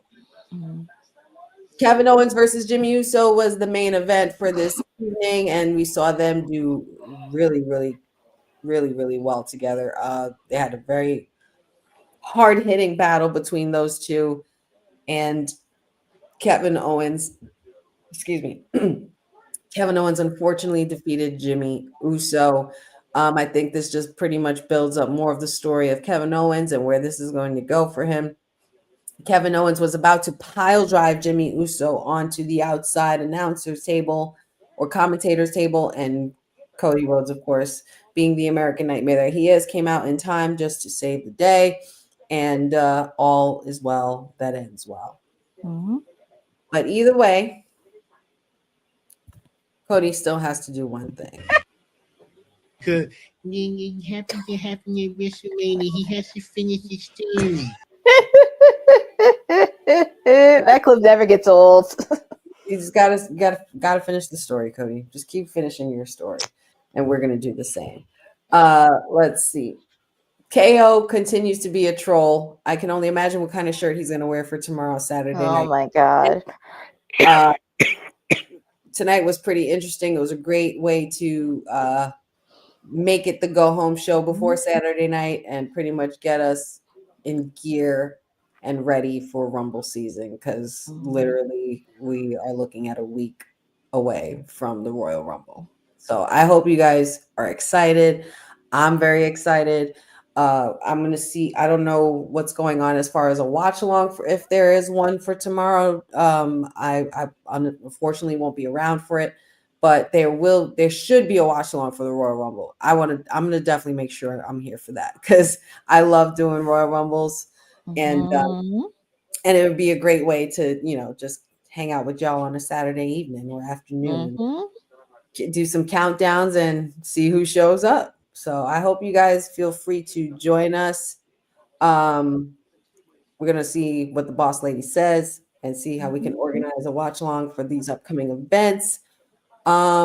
Quick shout out to the Hall of Famer Mark Henry for also being at SmackDown, and shout out to WWE legend Michelle McCool, as well as celebrity A-lister Matthew McConaughey. At least I look at him like an A-lister. To me, he is.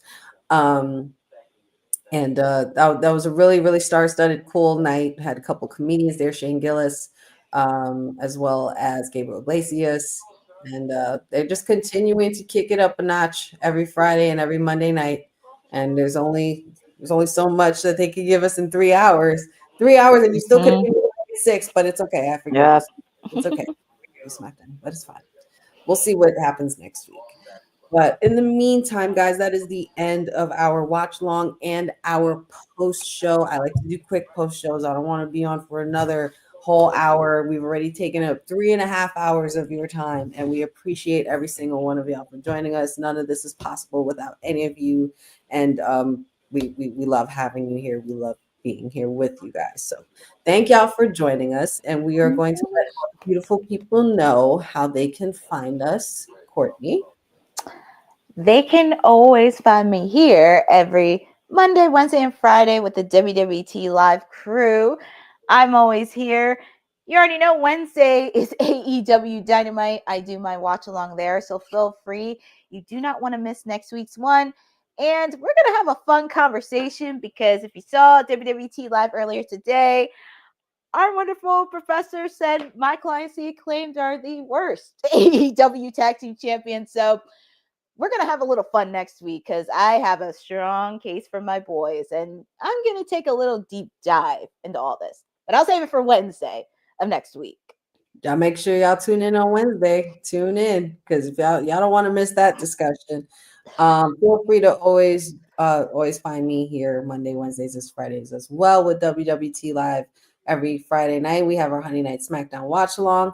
Every Saturday, you can find me on the Kayfabe podcast Saturday afternoons with Councilman and Dion. You can also find me poking in on the chats on all these watch alongs on Monday Night Mayor, Tuesday Night Pharaoh, and of course, Wednesday Night Rice for all elite watch alongs. So make sure you guys tune in to everything we got going on. Like and subscribe to the Women's Wrestling Talk on all the streaming platforms, including YouTube. Check out wwtalkpod.com, our website, and all our cool merch that we got. It's really good stuff there, and there's going to be so much more coming your way. So make sure you guys check that out. Shout outs to All Caribbean Wrestling for being amazing sponsors that they are. Check out All Caribbean Wrestling on all social media platforms as well to check out all the cool things they have happening, as well as the Wrestling with Honey podcast on YouTube. There's no content up there yet, but there will be very, very soon. And you don't want to miss it. The Sweetest Oos is dropping the podcast really soon. It's been about a year in the making. And it's also been a year with Women's Wrestling Talk on come Sunday. So I'm really, really excited. And we're definitely going to celebrate. And we'll get back to you guys soon about those watch-alongs for the upcoming events. If there's going to be one for Saturday Night Main Event, make sure you click that notification bell under your YouTube, and YouTube will be able to let you know when we are on, so that way you always know when we are live. Stay current with everything we got going on. Shout outs to everybody in the chat: Jeffrey, Jova, Dylan Johnson, Boza, Mag Mangum. Let me see. There's another one here. There's more here. Dad, Pachu, Jeff, great to have you. Dear Ron, great to have you. John Cena, shout outs. Jasim, Elordi, thank you so much. Hassan as well. Hassan Terrell. Let's see. I don't like missing anybody. I hate missing people. But if I did, please don't kick my butt. It's just a lot. Oh, Benjamin, there you are. Benjamin, Eric Tate, and all of you guys. You guys were really, really chatty bunch this evening, and that's what we love to see and love to hear.